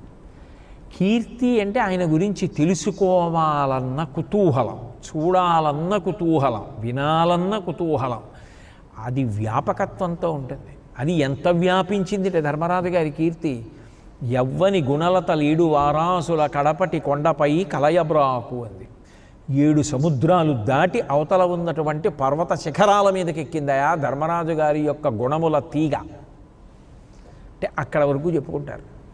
అంతటి కీర్తివంతుడు అతడు. కేవలమర్చుడే ధర్మసుతుడు. అతడు అందరిలా పుట్టి చచ్చిపోయేవాడా? ఎంతటి కీర్తివంతుడు, ఎంతకాలం చెప్పుకుంటారు ఆయన కీర్తి. ఏమి ధర్మరాజు గారయ్యా, ఏమి తిక్కన గారు, ఏమి పద్యరచన మహానుభావుడిది.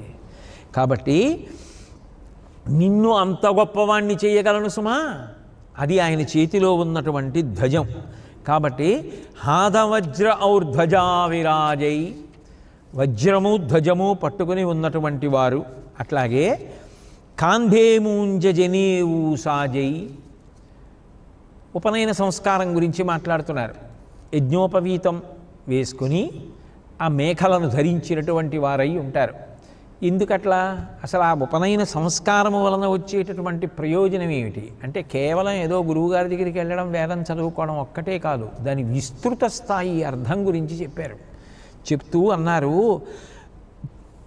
గురోర్వ్రతానాం వేదస్యాయమస్య నియమస్య చ దేవతానాం సమీపం వాయేనా సౌనీయతే సౌ అన్నారు.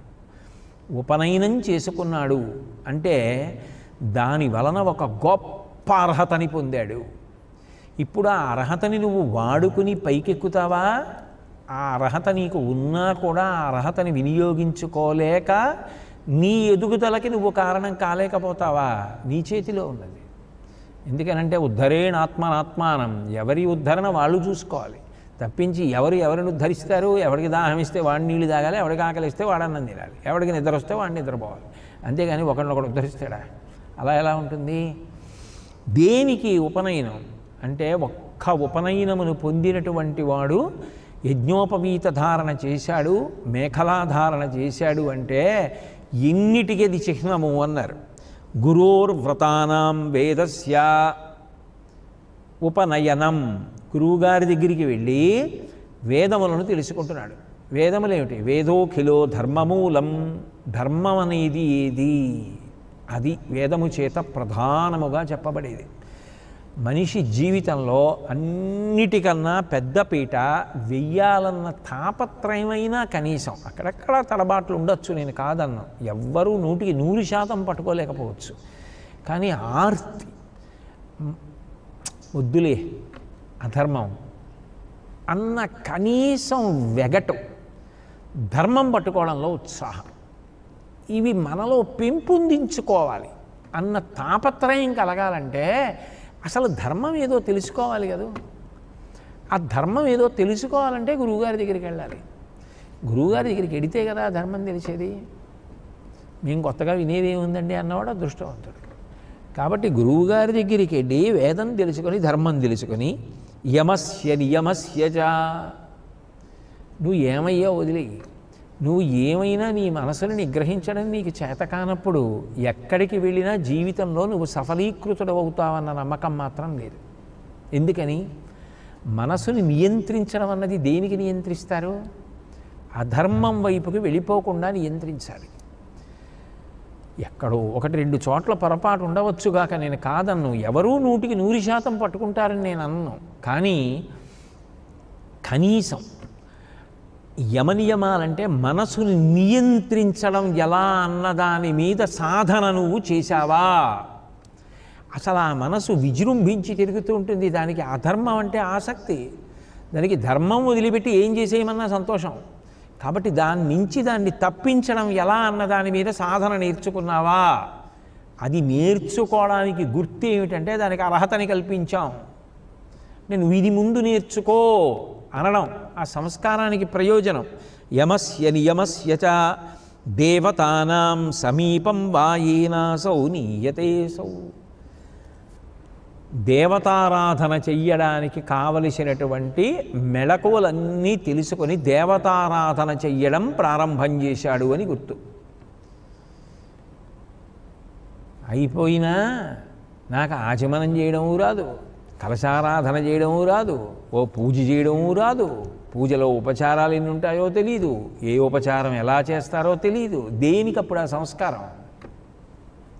ఇప్పుడు దాని వలన ప్రయోజనం ఏమిటి? ఇవేవీ నీకు లేనప్పుడు నువ్వు సమాజానికి పనికొచ్చేది ఏమిటి? సమాజానికి పనికి రానప్పుడు కీర్తి, నీకు గౌరవం ఎందుకు వస్తుంది? గౌరవం వచ్చేది దేనికి వస్తుంది?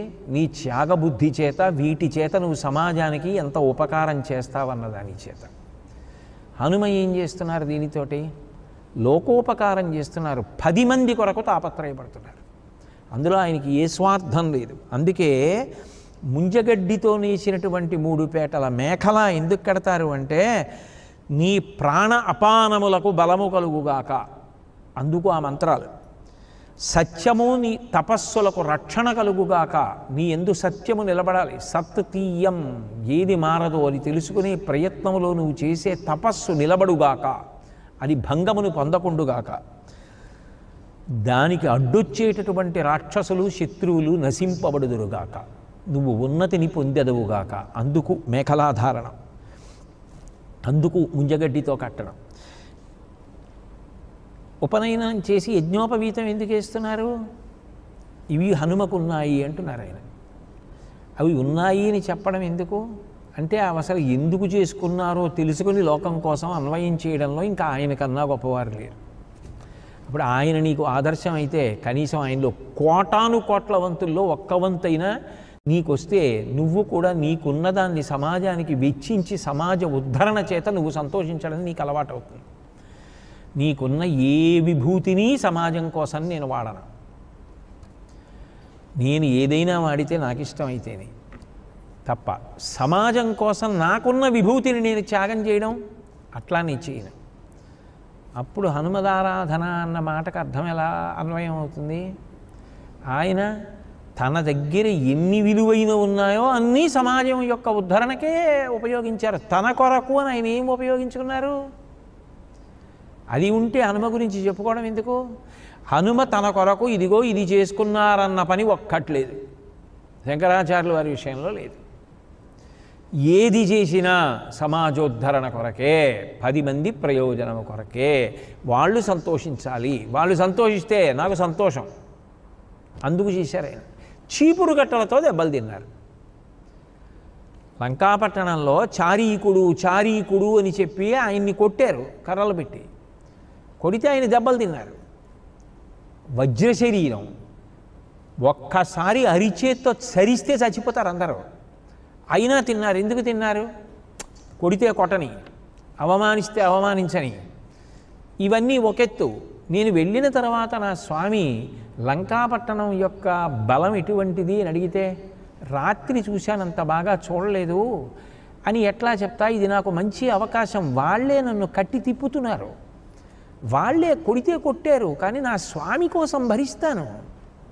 రామచంద్రమూర్తి పని అవుతోంది కదా, పగటిపూట ఊరంతా చూస్తున్నానుగా. ఒకవేళ స్వామి అడిగితే ఎలా ఉంటుందిరా లంక అంటే, నన్ను కొట్టడం వదిలేయి, నా స్వామి అడిగిన దానికి జవాబు చెప్తా.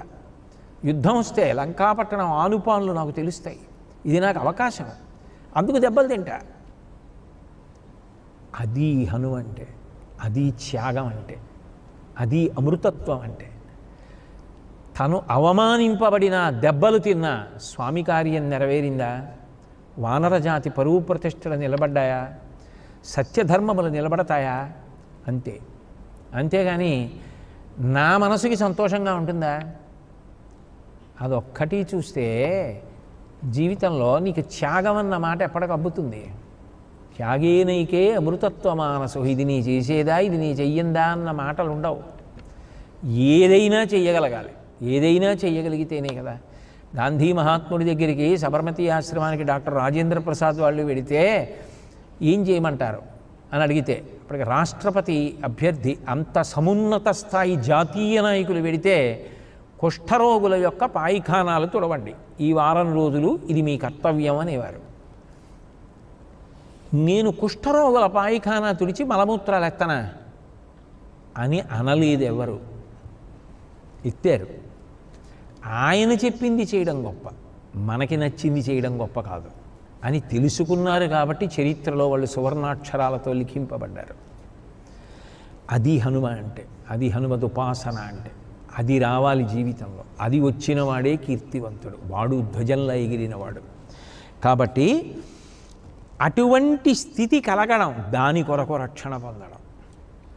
ఆ రక్షణ కొరకు 9 పోగులు దేనికి అంటే, 1వ పోగు ఓం బ్రహ్మజ్ఞానం, 2వ పోగు అగ్ని తేజస్సు, 3 అనంతుడు ధైర్యానికి, 4 చంద్రుడు సర్వప్రియత్వానికి, 5 పితృగణం స్నేహశీలతకి, 6 ప్రజాపతి ప్రజారక్షణకి, 7 వాయువు ప్రాణబలాన్ని చేకూర్చడానికి, సూర్యుడు ప్రకాశవంతంగా ఉండడానికి, అట్లాగే 9 సర్వదేవతలు సాత్వికమైనటువంటి బుద్ధి కలగడానికి, 9 పోగుల్లో 3 పోగులు చెప్పిన 3 గ్రంథులతో కూడుకుని ఉంటుంది. అందుకే అంత పవిత్రం. యజ్ఞోపవీతం పరమం పవిత్రం. దేనికి ఇంత రక్షణ? దేనికి నీకు అంత గొప్ప స్థితిని ఇవ్వడం? అంటే నీకున్న విభూతి సమాజోద్ధరణ కొరకు ఉపయోగించి వెనకబడిన వాళ్ళని, తెలియని వాళ్ళని నువ్వు నిస్వార్థంగా ఉద్ధరించడానికి కంకణం కట్టుకుంటావని, నువ్వు ఆ ఉపకారం చేస్తావని, అది చెయ్యడానికి ఇది సమకూర్చారు. అది మహానుభావుడు తులసీదాసు గారు అనేటటువంటి మాట ఏమిటంటే, కాంధేమూంజనేవు సాజై.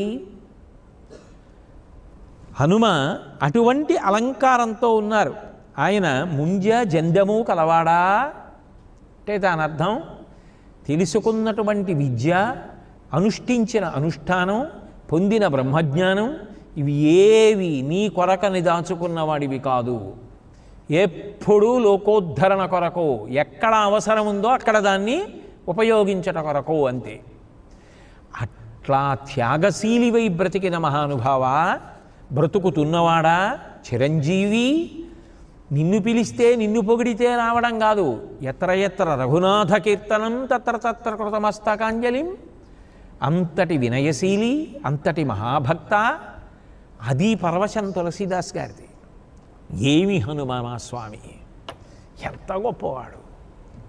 అది చూస్తే అబ్బా ఆయనలా బ్రతకాలి. కనీసం ఆయనలా బ్రతకలేము. ఆయనలా బ్రతకలేకపోయినా ఆయనకున్న శీల వైభవంలో కోటాను కోట్లలో ఎక్కడో ఒక రేణువులాగైనా బ్రతకగలిగినటువంటి అదృష్టం కలగాలి. అది రావాలి. అది నేర్పడం.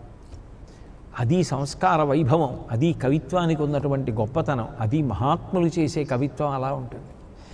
కాబట్టి 6వ చౌపాయిలో అంటారు, శంకర సువన కేసరీనందన తేజప్రతాప మహాజగవందన. నిన్నటి రోజు చౌపాయిలో అన్నారు అంజనీపుత్ర పవనసుతనామ అన్నారు. అంజనీదేవి యొక్క కుమారుడా, పవనసుతుడు అన్న నామము కలిగినవాడా అన్నారు. ఇవ్వాలంటున్నారు శంకర సువన కేసరీనందన. శంకరుని యొక్క అందమైన పుత్రుడా, సువన అందమైన కొడక, కేసరీనందన కేసరి యొక్క కుమారుడా అంటున్నారు. అదేమిటి? మళ్ళీ ఇవాళ కొత్త అన్వయం వచ్చేది. శంకర సువన కేసరీనందన తేజప్రతాప మహాజగవందన. తేజస్సు ప్రతాపము పుష్కళముగా కలిగినవాడా, జగత్తంత చేత కూడా నమస్కారములు పొందగలిగినటువంటి గొప్ప స్వామి, మహాజగవందన, నమస్కారములు అందుకున్నవాడా. నమస్కారం అనేటటువంటిది బలవంతంగా పుచ్చుకునేది కాదు. లోకంలో నమస్కారం స్వచ్ఛందంగా చేయవలసింది. ఎవరో ఎవరికో నమస్కారం చేయలేదని ఏడవకూడదు, నమస్కారం చేశారని పొంగిపోకూడదు. చూసేటప్పటికీ 2 చేతులు తమంత తాము కలుసుకోవాలి, ముఖం ప్రస్ఫుటం అవ్వాలి, ఆనందపడిపోవాలి, ఆయన వచ్చారు అని 2 చేతులు కలుసుకొని ప్రహృష్టంగా సంతోషంతో ఉంగి నమస్కరిస్తారే, అది అవతలవాడి యొక్క శీల వైభవానికి నిదర్శనం. మహాజగవందన శంకర సువన కేసరీనందన. ఎట్లా అంటే దీనికి అనేక విషయాల్ని కలిపి అన్వయం చేసుకోవాల్సి ఉంటుంది. ఇందులో రామచరితమానస్సే మీరు పరిశీలిస్తే అదే గోస్వామి తులసీదాస్ గారు రచించినటువంటి రామచరితమానస్ బాలకాండలో ఒక ఉపాఖ్యానం ఉంది. ఆ ఉపాఖ్యానంలో ఏమిటంటే, ఒకానొకప్పుడు నారద మహర్షి ఒక పర్వత గుహలో కూర్చుని తపస్సు చేసుకుంటున్నారు. ఆ తపస్సుని పాడు చేయాలనుకున్నాడు దేవేంద్రుడు. అనుకుని మన్మధుణ్ణి, వసంతుణ్ణి, అప్సరోగణాన్ని పంపించాడు. ఎందుకు దేవేంద్రుడు పాడు చేస్తుంటాడు, అదేం పని ఆయనకి అంటే, అలా తపస్సు చేసి జ్ఞానులైపోతే కర్మ ఉండదు. ఇక కర్మ లేకపోతే, యజ్ఞయాగాదులు లేకపోతే దేవతలకు అన్నం దొరకదు. ఆయన దేవతల అధిపతిగా అన్నం దొరికేటట్టు చూసుకోవాలి. అందుకని కర్మస్థాయిలో ఉండేటట్టు చూసుకుంటూ ఉంటాడు ఆయన. అందుకు ఆ భంగం తపోభంగానికి పంపించాడు. పంపిస్తే వాళ్ళు ఏం చేసినా నారద మహర్షి చెల్లించలేదు. చిట్ట చివరికి ఏం చేశాడంటే, మన్మధుడు తన కార్యక్రమం అంతా ఆపేసి, అప్సరోగణాన్ని మీ నాట్యం ఆపేయండి, ఆయనేం లొంగడు, ఓ వసంతుడా ఈ కోయిల పాటలు ఆపి, ఈ కోయిల పాడినంత మాత్రం చేత ఉత్సాహపడిపోయేవాడేం కాదు ఆయన. ఆయన మనసుని గెలిచినవాడు. కాబట్టి నా ఓటమిని అంగీకరిస్తాను నారదుడి దగ్గరని ఆయన పాదముల మీద పుష్పాలు వేసి శిరస్సు ఉంచి ఆయన పాదములకు తాటించి నమస్కరించాడు. నేను మీ దగ్గర ఓడిపోయాను అన్నాడు.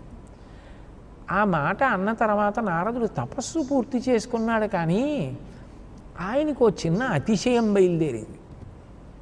ఎంతటి వారిని వదిలిపెట్టదు కదూ ఆ లక్షణం. మహాత్ముల్ని కూడా వెంబడిస్తుంది అప్పుడప్పుడు. కానీ మహాత్ముల్ని వెంబడిస్తే వచ్చే అదృష్టం ఏమిటంటే మనకి ఆదర్శం దొరుకుతుంది. చూసా అంతటి మహానుభావుడు అలా అయ్యాడు, మనం ఎంతటి వాళ్ళమని నవ్వడానికే కాదు, మనం జాగ్రత్తగా ఉండాలని తెలుసుకోవడానికి అని అర్థమవుతుంది. కాబట్టి ఇప్పుడు నారద మహర్షి కూడా ఏమనుకున్నారంటే, తపస్సు చాలామంది చేశారు, మన్మధుణ్ణి గెలిచారు.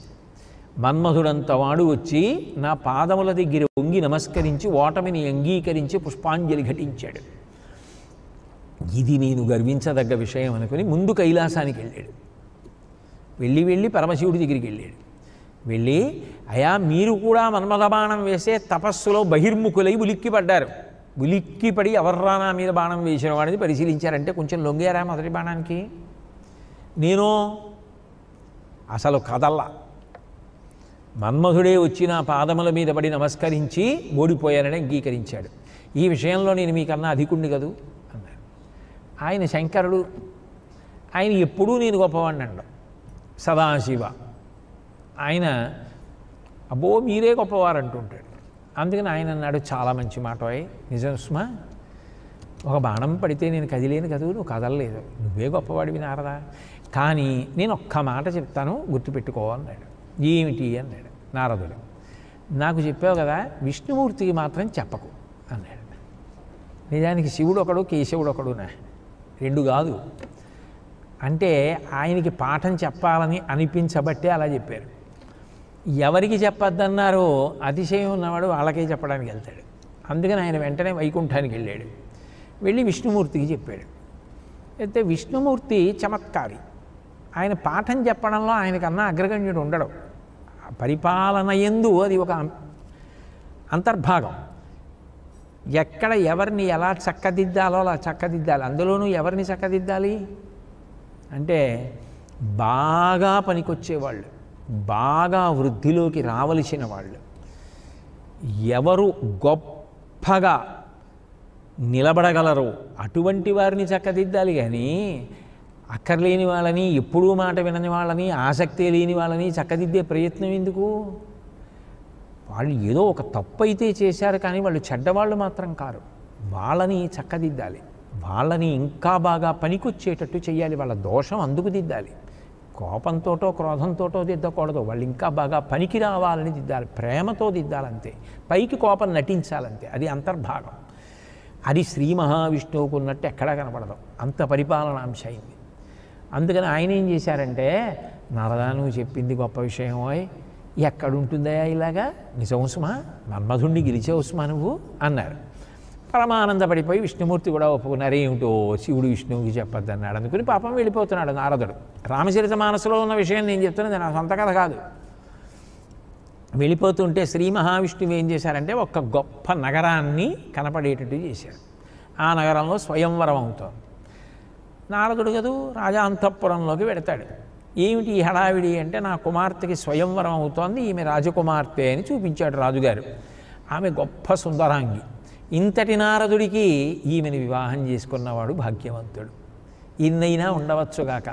ఈమెని భార్యగా పొందలేకపోతే జీవితంలో ఏదో శూన్యత. ఎట్లాగైనా ఈమె నాకు భార్య అయితే బాగుండనుకున్నాడు. భార్య కావాలంటే, ఆమె స్వయంవరంలో వరమాల వెయ్యాలంటే అసలు మిగిలిన వాళ్ళకి లేనంత గొప్ప రూపం ఉండాలి.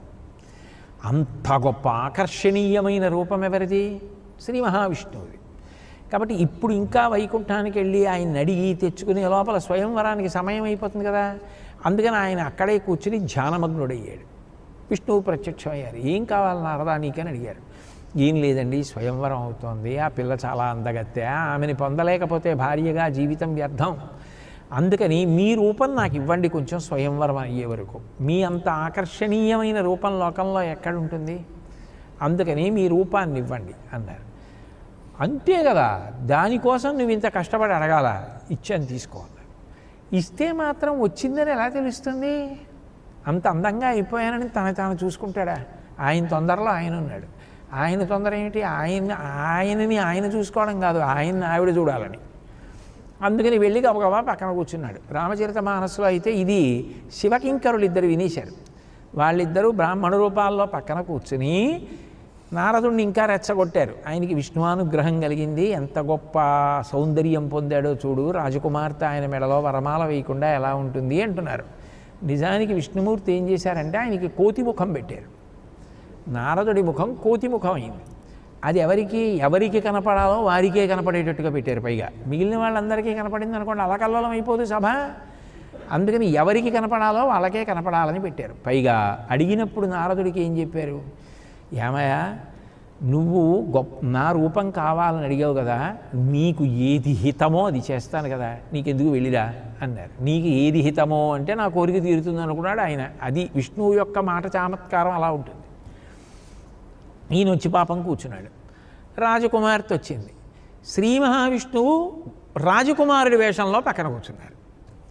ఎలా ఉన్నా విష్ణువు సౌందర్యం విష్ణువుదే. ఆ రాజకుమార్తె దండ పట్టుకుని వచ్చి నారదుడిని చూసింది. కోతి ముఖం కనపడింది.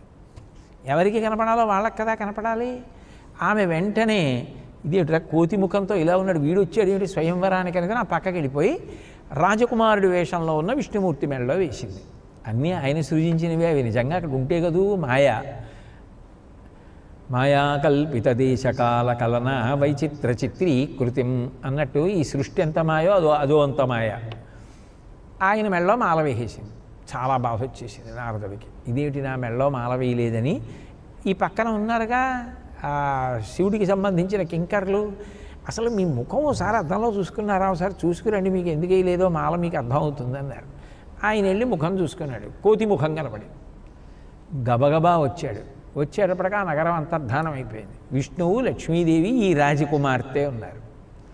చూసి ఎంత మోసగాడివయ్యా, నాకు తగిన హితం చేస్తానని చెప్పి నాకు కోతి ముఖం పెట్టావా, నువ్వు చక్కగా సౌందర్యంతో వచ్చి కూర్చొని వరమాల వేయించుకున్నావా, కాబట్టి నన్నింత బాధ పెట్టావు, కాబట్టి నా బ్రతుకు బయటపడిపోయి 10 మందిలో ఇంత మన్మధుణ్ణి గెలిచానని పొంగిపోతున్న వాణ్ణి ఆ పిల్ల కోసం అంత అంగలార్చాడని అపఖ్యాతి నాకు తెచ్చావా, అందుకని నీకు నేను శాపం ఇస్తున్నాను. నువ్వు కూడా భార్యకి దూరమై నీ భార్య వేరొకరి చేత అపహరింపబడితే ఆ భార్యని వెతుక్కోవలసి వస్తే ఇంత గొప్పవాడివి వెతుక్కుని జాడ కనిపెట్టలేక వానరముల యొక్క సహాయము తీసుకొనేదవుగాక అన్నాడు.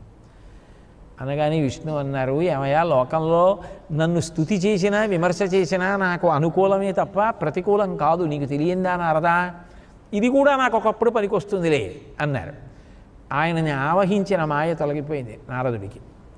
వెంటనే అర్థమైంది, ఇదేంటి మన్మధుణ్ణి గెలిచానని 2 లోకాల చుట్టూ తిరిగిన వాడిని ఈ పిల్ల సౌందర్యానికి లొంగిపోవడం ఏమిటి, విష్ణువుని సౌందర్యం ఇమ్మని అడగడం ఏమిటి, పైగా ఆయన్ని శపించడం ఏమిటి అని అపరాధం క్షమించమని విష్ణుమూర్తి కాళ్ళ మీద పడ్డాడు. పడితే చూసావా, అహంకారం మంచిది కాదు, నా అనుగ్రహం పొందావు, మన్మధుణ్ణి గెలిచావు, అహంకారం పొందావు, మాయ కప్పింది, ఓడిపోయావు. అతిశయాన్ని పొందకు, వినయంగా నిలబడు, నా అనుగ్రహం నిన్ను కవచమై కాపాడుతూ ఉంటుందన్నారు.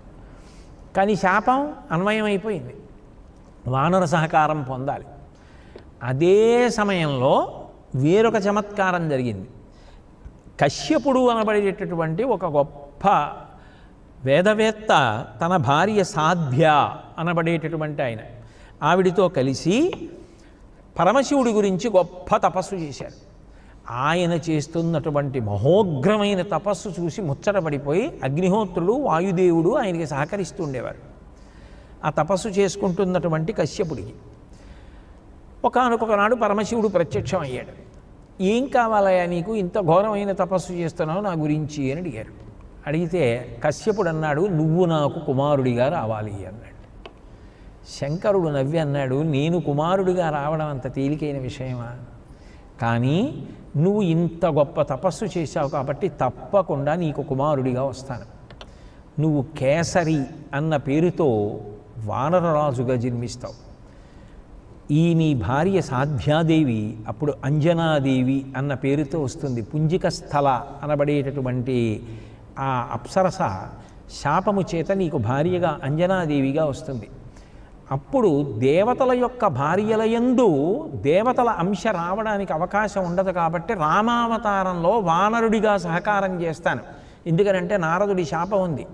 రాముడు విష్ణువు రాముడిగా వానర సహకారం తీసుకోకుండా సీతమ్మ జాడ కనిపెట్టలేడు. అందుకని ఉపకారం చేయడానికి శివకేశవులు రెండు కాదు కాబట్టి త్రిపుర సంహారంలో ఆయన నాకు బాణమయ్యాడు. రామావతారంలో వానరమై ఆయనకి సహకారం చేస్తాను. అందుకని నేను వానరంగా వెడతాను. అప్పుడు నీవు వానరరాజుగా వెడతావు, నేను నీకు కుమారుడిగా వస్తాను అని వరం ఇచ్చారు. ఈ పక్కన నిలబడిన అగ్నిదేవుడు వాయుదేవుడు అన్నారు, మహానుభావ వాళ్ళకి అంత గొప్ప వరం ఇచ్చారు, చాలా బాగుంది. కానీ మాకు మాత్రం ఆయన అడిగిన తర్వాత అలాంటి కోరిక ఉండదా? మీ వంటి మహానుభావుడు మాకు మాత్రం కొడుగ్గా రావద్దా? మాకు మాత్రం ఆ ముచ్చట ఉండదా? అందుని పనిలో పని మాకు ఆ కోరిక తీర్చండి అన్నారు. శంకరుడు పెద్ద నవ్వు నవ్వి, ఇంతమందికి కొడుకుగా ఎట్లా? ఒక ప్రయోజనం కోసం వస్తానన్నాను. ఒక్కసారి కేసరికి కుమారుడుగా వచ్చేటప్పుడే మీ ఇద్దరికీ కూడా కుమారుడిగా వచ్చేస్తానన్నారు. ముగ్గురికి కుమారుడిని అయిపోతాను ఒక్కసారి, మీకు వరం ఇస్తున్నానన్నారు. అది అయిందా? అక్కడికి పక్కన పెట్టండి. రామచరిత మానస్సులోంచి శ్రీ మహావిష్ణువు నారదుడి కథ గుర్తుపెట్టుకున్నారు కదా. ఆ తర్వాత సంహితా గ్రంథాల్లోంచి ఈ విషయాన్ని జ్ఞాపకం పెట్టుకున్నారు కదా. ఇప్పుడు ఇంకొక విషయాన్ని జాగ్రత్తగా అవధరించండి. ఒకానొకప్పుడు ఒక రాక్షసుడు బయలుదేరాడు. ఆయన పేరు గార్ధపనిస్వనుడు. ఆయన గాడిదలా అరుస్తూ ఉంటాడు. ఆయన అరిస్తే బ్రహ్మాండములన్నీ తలడిల్లిపోతాయి. ఒక్కొక్కడికి అరవడంలో ప్రఖ్యాతి. రావణాసురుడికి పేరు అందుకే వచ్చింది, అంత గొప్పగా అరుస్తాడు కాబట్టి. ఆయన రవం అంత గొప్పగా అరుస్తాడు కాబట్టి రావణ. కైలాస పర్వతం కింద చేతులు ఉండిపోతే అంత గట్టిగా అరిచేట. రావణ అన్నాడు శివుడు. అది బిరుదునామం కింద పెట్టుకున్నాడు ఆయన. అసలు నిజానికి తాతగారు పెట్టినటువంటి పేరు అది కాదు, దశగ్రీవుడు అని పెట్టారు. కానీ ఈయన మాత్రం ఏం చేశాడు అంటే శివుడు బిరుదునామంగా పిలిచిన దాన్ని తనకు అన్వయం చేసుకున్నాడు. అన్వయం చేసుకొని తాను అట్లా పిలిపించుకోవడం మొదలుపెట్టాడు, రావణ అని. అట్లాగే ఈ గార్ధమనిస్వనుడు గాడిద రూపంలో ఉండి అరుస్తూ ఉండేవాడు. అయితే బ్రహ్మాండములు బద్దలైపోయేవి. అంత శక్తివంతుడు ఆయన, శివభక్తుడు. అంత శివభక్తుడైనటువంటి వాణ్ణి శివుడే నిర్జించడం సాధ్యం కాదు కదా. శివానుగ్రహ సంపన్నుడు, గొప్ప శివభక్తి తత్పరుడు, సంపలేరు. దేవతలు కూడా గడగడలు ఆడిపోతున్నారు. ఆయన చూస్తే రాక్షస కృత్యాలతో విజృంభించిపోతున్నాడు. అందరూ బ్రహ్మగారి దగ్గరికి వెళ్ళారు, బ్రహ్మగారు విష్ణువు దగ్గరికి వెళ్ళారు, విష్ణువు బ్రహ్మగారు దేవతలు అందరూ కలిసి కైలాసానికి వెళ్ళారు. స్వామి, ఎలా మీరు ఇచ్చిన వరం, వాడికి మరణం లేదు, ఎలా చంపడమని అడిగారు. అడిగితే శివుడు అన్నాడు, ఎవరైనా ఒక మొక్క వేసి ఆ మొక్కకు 3 ఏళ్ళు నీళ్లు పోసారనుకోండి, ఆయన చేత్తో ఆయన ఆ మొక్కని పీకేయమంటే ఊరుకోగలడా? ఎంత బాధపడిపోతాడు. ఏమంటే 3 ఏళ్ళు నీళ్లు పోసి పెంచానండి ఈ మొక్కని పీకేస్తే చూడలేనండి, పోనీ ఇంకో చోటికి తీసుకెళ్ళి పోతానండి అంటాడు. ఒక మొక్కకి నీళ్లు పోసి పెంచిన వాడే మొక్కని పీకడానికి బాధపడతాడే. ఇంత వరాలు ఇచ్చినటువంటి వాడు, ఇంత నా భక్తుడు, అతన్ని నేను ఎలా సంహారం చేస్తా? శివకేశవుల మధ్య భేదం లేదు. 2 శివుడికి విష్ణువుకి సహకారం జరగాలి రామావతారంలో. ఎందుకనంటే నారద శాపం ఉంది. ఆ నారద శాపాన్ని దాటాలి అంటే శివుడే వెళ్ళాలి. వెళ్ళకపోతే అవతల మళ్ళీ రావణ తేజస్సుని తట్టుకు నిలబడడం ఎవరికి సాధ్యం? నరులందరూ చంపేస్తారా రావణాసురుణ్ణి? విష్ణువు నరుడిగా వచ్చి చంపాలి. వానరులందరూ సహకారం చేసేయగలరా? ఒక్క హనుమగా వచ్చి చెయ్యాలంటే శివుడు రావాలి. అందుకని ఆయన అన్నారు, మీకు తెలియని విషయమా? మీకు తెలుసు ఎలా చంపాలో. మీరు చంపితే మీకు నేను దాస్యం చేస్తాను శ్రీ మహావిష్ణువు అన్నారు. విష్ణువు అన్నారు, నేను మీ భక్తుణ్ణి కాబట్టి మీరు నన్ను కాపాడుతుండగా నేను ఎందుకు చంపలేని లోకం కోసం గార్ధపాసురుణ్ణి? ఆయన కన్నా పెద్ద భక్తుణ్ణి నేను. పైగా నేను గార్ధపాసురుణ్ణి చంపుతున్నది, ఆ గార్ధపనిస్వనుణ్ణి చంపుతున్నది లోకం కోసం, ధర్మం కోసం. కాబట్టి మీ అనుగ్రహం నా ఇంది ఎక్కువ ఉంటుంది, మీ అనుగ్రహంతోనే చంపుతానన్నారు. చంపండి చూస్తాను, చంపేస్తే నేను మీకు దాస్యం చేస్తానన్నారు. చంపలేకపోతే నీ జీవితాంత దాస్యం చేస్తాను. ఆ నమ్మకం ఏమిటో తెలుసా? నేను మీ భక్తుడిని అయి ఉండగా మీరు నన్ను ఎందుకు అనుగ్రహించారు? అందరికన్నా పెద్ద భక్తుడిని నేనే మీకు. కాబట్టి నేను మీ భక్తితోనే ఆ గార్ధవనీశ్వరుణ్ణి చంపుతానన్నారు విష్ణుమూర్తి. సరే బయలుదేరారు, వెళ్ళారు. ఆ గార్ధవనీశ్వరుడితో యుద్ధం చేయడం ఎలా సాధ్యం, చంపడం? మోహిని వేషం కట్టారు. ఆయన ఈమె యందు అనురక్తుడయ్యాడు. అబ్బాయి ఈ గాడిద రూపం అది చూస్తే చాలా చీకాకుగా ఉంది అంటే ఆయన కాదు కాదు నా వైభవం ఇంతటిది అంతటిది అంతా వర్ణించాడు. వర్ణించి ఆ మోహిని ఇచ్చినటువంటి మధిర విపరీతంగా సేవించాడు. కదలలేనంత మత్తు పొంది కింద పడిపోయాడు. ఇప్పుడు యుద్ధం చేసి చంపడం సాధ్యం కాదు. అందుకని శ్రీ మహావిష్ణువు ఏం చేశారంటే తోడేలు రూపం ధరించి మత్తెక్కిపోయి పడిపోయినటువంటి గార్ధవనీశ్వరుణ్ణి తినేశారు. తినేస్తే విష్ణువు జీర్ణమైపోయింది. ఇప్పుడు వెళ్ళి శివుడి దగ్గర నిలబడన్నారు, మీ యందు నాకున్న భక్తి చేతనే గార్ధవనీశ్వరుడు లేకుండా చేశారు, నాలోకి వెళ్ళిపోయాడు. కాబట్టి ఇప్పుడు లేడు, ఇంకా లోకానికి ఉపద్రవం లేదు. ఈ ఆలోచన రావడం, ఈ చేయడం ఎందుకు చేయగలిగానో తెలుసా? మీ పాదముల యందు భక్తి కలిగిన వాడిని కాబట్టి అన్నారు. అంటే శంకరుడు అన్నాడు, నేను మాట ప్రకారం మీకు దాస్యం చేస్తాను. వానర రూపంతో వచ్చి మీరు రామావతారంగా వచ్చినప్పుడు దాస్యం చేస్తానన్నారు.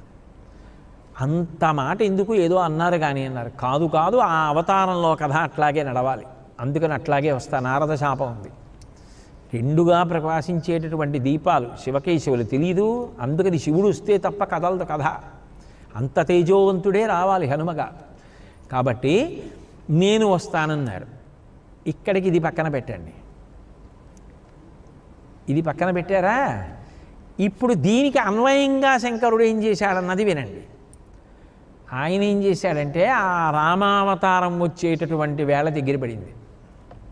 ఇక రాముడు జన్మిస్తున్నాడు. బ్రహ్మగారు పిలిచి దేవతలందరినీ సృజించమన్నాడు. ఇప్పుడు శంకరుడు తన కోరిక తాను తీర్చుకోవాలి కదూ. తాను ఇంతమందికి ఇచ్చిన మాట పూర్తి చెయ్యాలి, రాముడికి సహకారం చేయాలి, మళ్ళీ సీతారాములు కలుసుకునేటట్టు చేయాలి, రావణ సంహారం జరగాలి, ధర్మం నిలబడాలి. ఇది చాలా క్లిష్టమైన సమస్య. ముడి విడాలంటే శివుడు విడితే తప్ప సాధ్యం కాదు. అందుకని ఆయన ఏం చేశాడంటే, ఆయన ఒకడు పార్వతీదేవి ఒకరు గారుగా, ఇద్దరు ఒక్కటే. ఆయన మనసు ఆవిడికి తెలుసు. ఆవిడంది, వెంకటాచల ప్రాంతంలో మన ఇద్దరం వానరములుగా క్రీడిద్దని నాకు సంతోషం ఉంది. ఆయనకి తెలియదా మాట ఎందుకు అడిగిందో? అందుకని ఇద్దరూ వెళ్ళి వానరములుగా క్రీడిస్తున్నారు. ఆయన యొక్క తేజస్సుని పట్టి పార్వతీదేవి ఫలరూపంలో తీసుకెళ్ళి అగ్నిహోత్రుడికి ఇచ్చింది. ఇది ఇతరులు పట్టలేరు శివతేజస్సు. నువ్వు వరం అడిగావు కదూ శివుడు కుమారుడిగా రావాలని, శివతేజస్సుని భరించు అంది. అగ్ని నేను భరించలేనని కొంతకాలం భరించి వాయుదేవుడికి ఇచ్చారు. శివానుగ్రహం చేతనే వాయుదేవుడు కొంతకాలం భరించాడు. ఇప్పుడు నువ్వు కేసరివై పుడతావు, నీ భార్య సాధ్య అంజనాదేవిగా వస్తుందన్నారు కదూ. ఇప్పుడు ఆ కశ్యపుడు ఇక్కడ కేసరిగా వచ్చాడు. ఆ కశ్యపుడి భార్య సాధ్య అంజనాదేవిగా వచ్చింది. ఈ అంజనాదేవి తపస్సు చేస్తోంది కొడుకు కోసం. అందుకు తపస్సు చేయాలన్న బుద్ధి పుట్టింది. తపస్సు చేస్తుంటే వాయుదేవుడు నేను కుమారుడిగా పొందాలి శివుణ్ణి అని కదూ కోరిక పొందాడు. అందుకని అగ్నిహోత్రుడు ఆ తేజస్సుని వాయువుకి ఇస్తే వాయువు ఆ తేజస్సుని అంజనాదేవి యందు ప్రవేశపెట్టారు. అది మనసుతో శివ సంకల్పం చేత ప్రవేశపెట్టారు. అందుకే నీ శీలమునకు దోషం రాదన్నారు. ప్రవేశపెడితే ఇప్పుడు అంజనాగర్భ సంభూతుడై ఆయన జన్మించారు. అందుకు ఆంజనేయ స్తోత్రంలో రుద్రవీర్య సముద్భవాయ నమః అని ఉంటుంది. ఎవరిప్పుడు? సాక్షాత్తు శంకరుడే. శంకరుడే హనుమగా ప్రభవించారు. అందుకని శంకరుడు ఎంత అందగాడో, ఘృతరీతి ఘనీభూతం సచ్చిదానంద విగ్రహం అప్రాకృత శరీరం తం అతిమన్మథరూపిణం అంటారు. అప్రాకృత శరీరం, మన్మథరూపంతో ఉంటాడు శివుడు. అంత గొప్ప తేజస్సు, అంత అందగాడిగా హనుమ వచ్చారు. ఎందుకంటే శివస్వరూపం కదూ. అందుకని మహానుభావ శంకర సువన కేసరీనందన, మరి కేసరిగా కశ్యపుడా నువ్వు వచ్చిన తరువాత నీకు కుమారుడుగా వస్తానని వరం ఇచ్చారు. అందుకని శంకరుడే కేసరి కడుపున నందనుడుగా రావడానికి అంజనాగర్భ సంభూతుడై రావాలి. కాబట్టి అది శివతేజస్సు, శివుడు వస్తున్నాడు కాబట్టి వాయుదేవుడు అలా ప్రవేశపెడితే వచ్చి కేసరికి క్షేత్రజుడై, వాయువుకి ఔరసపుత్రుడై, అగ్ని తేజస్సుని భరించిన వారైనటువంటి కారణం చేత ఏకకాలంలో దేవతలందరికీ కూడా సమాహార స్వరూపంగా కుమారుడిగా అయ్యారు. అందుకని శివుడే ఆంజనేయుడై వచ్చాడు. రామాయణం శివకేశవులిద్దరు కలిపి నడిపిన గొప్ప కథ. అందుకని వానరంగా వచ్చారు. దాస్యం అన్న మాట వాడారు కాబట్టి దాసోహం కోసలేంద్రస్య రామస్య క్లిష్టకర్మణ అంటూ ఉంటారు. అందుకని మళ్ళీ సీతారాముల కలవడానికి వానరులకు దార్శనికత హనుమ వలన మాత్రమే లభించింది. ఆయనే నడపాలి కథ. అందుకే చిరంజీవిగా అట్లా నిలబడిపోయారు. అది ఆయన వైభవం. అందుకని మహానుభావ శంకర సువన కేసరీనందన రామచరితమానసలో ఆయన ఏది వ్రాశారో దాన్నే మళ్ళీ తిప్పి హనుమాన్ చాలీసాలోకి తీసుకొచ్చారు. కాబట్టి శంకర సువన కేసరీనందన తేజప్రతాప మహాజగవందన, జగత్తంతా రెండు చేతులెత్తి మీ పేరెత్తితే నమస్కారం చేస్తుంది. ఎందుకో తెలుసా? హనుమ తేజ, అపారమైనటువంటి తేజము కలిగినటువంటి వాడివి. తేజస్సు అంటే ప్రభావము అని. ఇప్పుడు యువతల వారు అవతల వారిని ప్రభావితుల్ని చేశారనుకోండి, తేజో సంపన్నుడంట. అంతకుముందు ఒకలా ఉండేవాడినండి. ఆయనతో సాంగత్యం కలిగిన తర్వాత నా జీవన శైలి మారిపోయింది. నా పాత జీవితం వేరు, ఇప్పుడు వేరు. ఆయనతో కలిసి తిరగడం మొదలుపెట్టాక ఆ పాత జీవితం పోయిందండి ఇంకంటాడు. అంటే యువతల ఆయన అవతల ఆయన మీద ప్రభావం చూపించాడు. కల్మషాలు కడిగేశాడు. కడిగేసి ఒక మురుగునీటి పాయ వెళ్ళి గంగానదిలో కలిసింది. ఇప్పుడు ఒకసారి గంగలో కలిసిపోయాక అది మురుగునీటి పాయ అవుతుందా? అది గంగానదే. ఇంకా అట్లాగే తేజస్సు అన్న మాటకు అర్థం ఏమిటంటే ఒకసారి అటువైపుకి తిరిగి ఆయన దగ్గర చేరిన తరువాత ఇక పాత జీవిత లక్షణాలు ఉండవు. అంత కల్మషరహితంగా అంత పవిత్రమైపోతుంది జీవితం. అంత మంచి గుణాలు వచ్చేస్తాయి. అట్లా మనని మార్చగలిగినటువంటి తేజస్శాలి ఎవరో ఆయనని తేజోమూర్తి అని పిలుస్తారు. అది ఒకరికో ఇద్దరికో అన్వయం కాదు. ఆయన ఎన్ని కోట్ల మందినైనా ప్రభావితుల్ని చేయగలరు. అందుకని ఓ హనుమ మీరు ఎంత గొప్పవారు అంటే తేజ ప్రతాప. ప్రతాపము అనేటటువంటి మాటకు అర్థం సమర్థత. దేనిలో సమర్థత అంటే పరనాక్రమతేనేన పరాక్రమ, శత్రువులను ఆక్రమించడంలో. ఆక్రమించడం అంటే యుద్ధంలో సర్వసాధారణంగా ఏం చేస్తారంటే ప్రతి క్షణం కూడా ఎదుటివాడితో యుద్ధం చేస్తున్నప్పుడు తాను పెరగడానికి అవతలవాడిని తగ్గించేయడానికి ప్రయత్నం చేస్తారు. అవతలవాడు నీరసపడిపోవాలి కొట్టిన దెబ్బలకి. తన కేకలు, తన విజృంభణం, తన ఆస్ఫోటనం, తన ఉత్తేజం, తన ఉద్వేగం చూసి అవతలవాడు నీరసపడాలి. ఆక్రమించుట అంటారు. అందులో అన్నీ ఉంటాయి. అప్పుడే హనుమ ఇక ఆయనని మించిన వారు లేరు. ఎంత గొప్పవాడు యుద్ధానికి వెళ్ళనివ్వండి, అదును చూసి ఆక్రమించేస్తారంతే. మీరు రామాయణంలో అక్షకుమారుడితో యుద్ధం వినుంటారుగా. ఆయన ఓ మాట అంటారు, ఓ పిల్లవాడే రావణసుతుడు, కానీ పిల్లవాడే కదా అని ఉపేక్షిస్తే అగ్నిహోత్రం చిన్నదే కదా అని వదిలితే పెద్దదయ్యినట్లు పెద్దదయ్యే అవకాశం ఉంది. కాబట్టి వీడిని నిగ్రహించడం ముందు ప్రధానమన్నారు అని వాడు ఆకాశంలోకి ఎగిరితే ఆయన కూడా పైకి ఎగిరి రెండు కాళ్ళు పట్టుకున్నారు అక్షకుమారుడివి. పట్టుకుని గిర్ర గిర్ర గిర్ర గిర్ర తిప్పి కొడుతూ ఉంటే శిరస్సు, భుజాలు, మొండెం, కడుపు, కాళ్ళు, తొడలు విడిపోతే మొక్కజొన్న కండె మిగిలిపోయినట్టు పాదాలు మిగిలిపోయాయి. ఆక్రమించడం అంటే అది. ఎంతటి మహావీరుడైనా ఆయనకి లొంగిపోవలసిందే. ఒకడు కాదు, కోట్ల మంది అయినా ఆయన ఒకరు అలా ఆక్రమించగలరు. అంతటి తేజస్సు ఉండి అట్లా అంతమందిని పడగొట్టి తనను తాను రక్షించుకోగలిగితే ప్రతాపవంతుడు అంటారు. అంతటి మహానుభావ మీకు ఎదురు నిలబడగలిగినవాడు ఉంటాడా? మీరు ఆక్రమించలేనివాడు ఉంటాడా? మీకు వశపడనివాడు ఉంటాడా? శరీర బలం చూస్తే అంత గొప్పది. మీ తేజస్సు చూస్తే అవతల వారి కల్మషాలు కడిగేసి ఉత్తముల కింద మార్చేస్తుంది. మీతో యుద్ధానికి కాదు, అవును నేను పాపాత్ముడనే నన్ను ఉద్ధరించండి అంటే మురుగుడు కాలమని గంగలో కలిపి గంగ చేస్తారు, మీరు ఉద్ధరిస్తారు. అందుకు మీ చేతిలో వజ్రం ధ్వజం. అంత ఎత్తెత్తుతారు. కాదని ఎదురు తిరిగితే అధిక్షేపణ అంగీకరించారు, ఆక్రమిస్తారు. అప్పుడు అధర్మాన్ని పీచమణిచి ధర్మాన్ని నిలబెడతారు. ఏమి స్వరూపం హనుమా మీది! ఎటువంటి మహోత్కృష్ట స్వరూపం స్వామి! అది పరవశమైంది. అందుకని శంకర సువన కేసరీ నందన తేజప్రతాప మహాజగవందన. అటువంటి మహానుభావుడికి లోకం నోటితో పొగడదు. అప్పుడు ఆ పరవశం ఏం చేస్తుందంటే ఆయన పేరెత్తగానే, ఆయన కనపడగానే 2 చేతులు జోడించి ఇలా నమస్కారం చేస్తారు. ఎవరు? ఒక్కళ్ళు గారు, జగములన్నీ మీకు నమస్కారం చేస్తాయి. అంతటి మహాపురుషులు మీరు. అటువంటి హనుమా మీకు నమస్కారం అని పూర్తి చేస్తున్నారు. మళ్ళీ రేపు సాయంకాలం 6:30 తిరిగి కలుసుకున్నప్పుడు పరమేశ్వరుడు నా చేత ఏది పలికిస్తే అది పలుకుతాను. మీరు మంచి హృదయము కలిగిన వారు కాబట్టి ఏదైనా విని సంతోషపడిపోతారు కాబట్టి విని మీరు సంతోషిద్దరు. కానీ మంగళాశాసనపరై మదాచార్య పురోగమై సర్వైశ్చ పూర్వైరాచార్యై సత్కృతాయాస్తు మంగళం. మంగళం కోసలేంద్రాయ మహనీయ గుణాత్మనే చక్రవర్తి తనూజాయ సర్వభౌమాయ మంగళం.